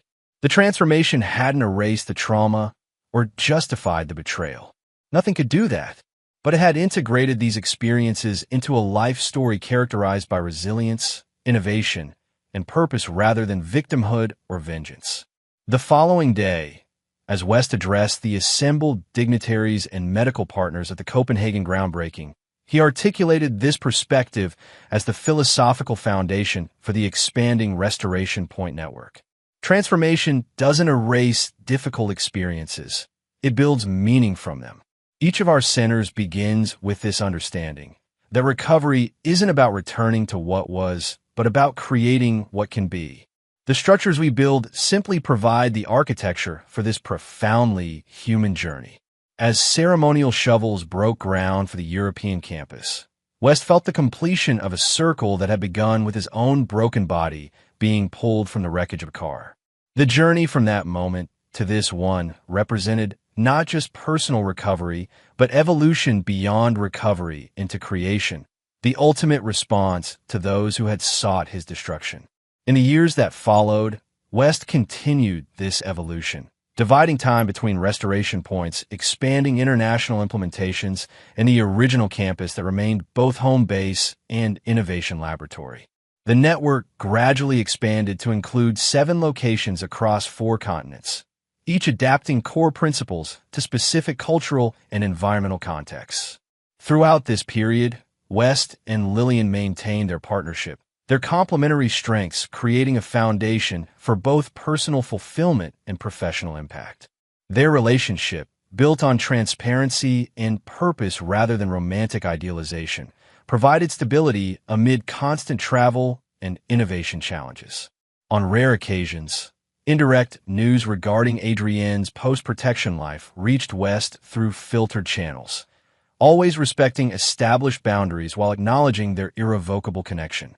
These updates required no response, but confirmed parallel journeys of transformation, continuing on separate paths. A decade after his awakening in the hospital room, West returned to Restoration Point for its milestone anniversary celebration. The campus had evolved significantly under Morgan's leadership, maintaining core principles while implementing continuous innovations based on resident experiences and research outcomes. During the anniversary gala, West was presented with a leather-bound volume documenting personal stories from over 200 former residents whose lives had been transformed through the adaptive community. Each narrative represented a unique journey from trauma through recovery to creation, echoing and expanding his own path. As he accepted this unexpected gift, West was struck by how thoroughly his personal experience had been transformed into collective impact, from individual tragedy to global innovation ecosystem. What Adrienne and Dom had intended as his ending had instead catalyzed multiple new beginnings, not just for himself, but for hundreds of others navigating their own recovery journeys. This recognition represented the completion of West's transformation, from Weston Blackwood, victim of betrayal, to West Blackwood, architect of restoration. The trauma remained part of his history, acknowledged but no longer defining. The betrayal had been integrated rather than erased, transformed from destructive ending into creative beginning. Standing before the gathered community that had grown from his response to trauma, West offered what had become his defining perspective, the philosophy that had emerged from his journey from Mountain Road to global innovation. True transformation doesn't mean forgetting what happened or pretending it didn't matter. It means building something so meaningful from the experience that it becomes foundation rather than limitation. This community represents that possibility for all of us, that our most difficult moments can become catalysts for our most significant contributions.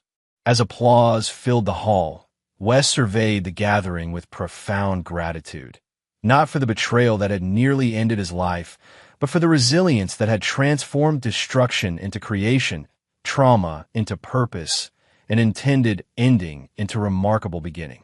The journey from that hospital room to this milestone moment had never been about returning to what was lost, but about creating what could never have been imagined, a legacy of transformation that would continue evolving long after the betrayal that catalyzed it had faded into distant memory.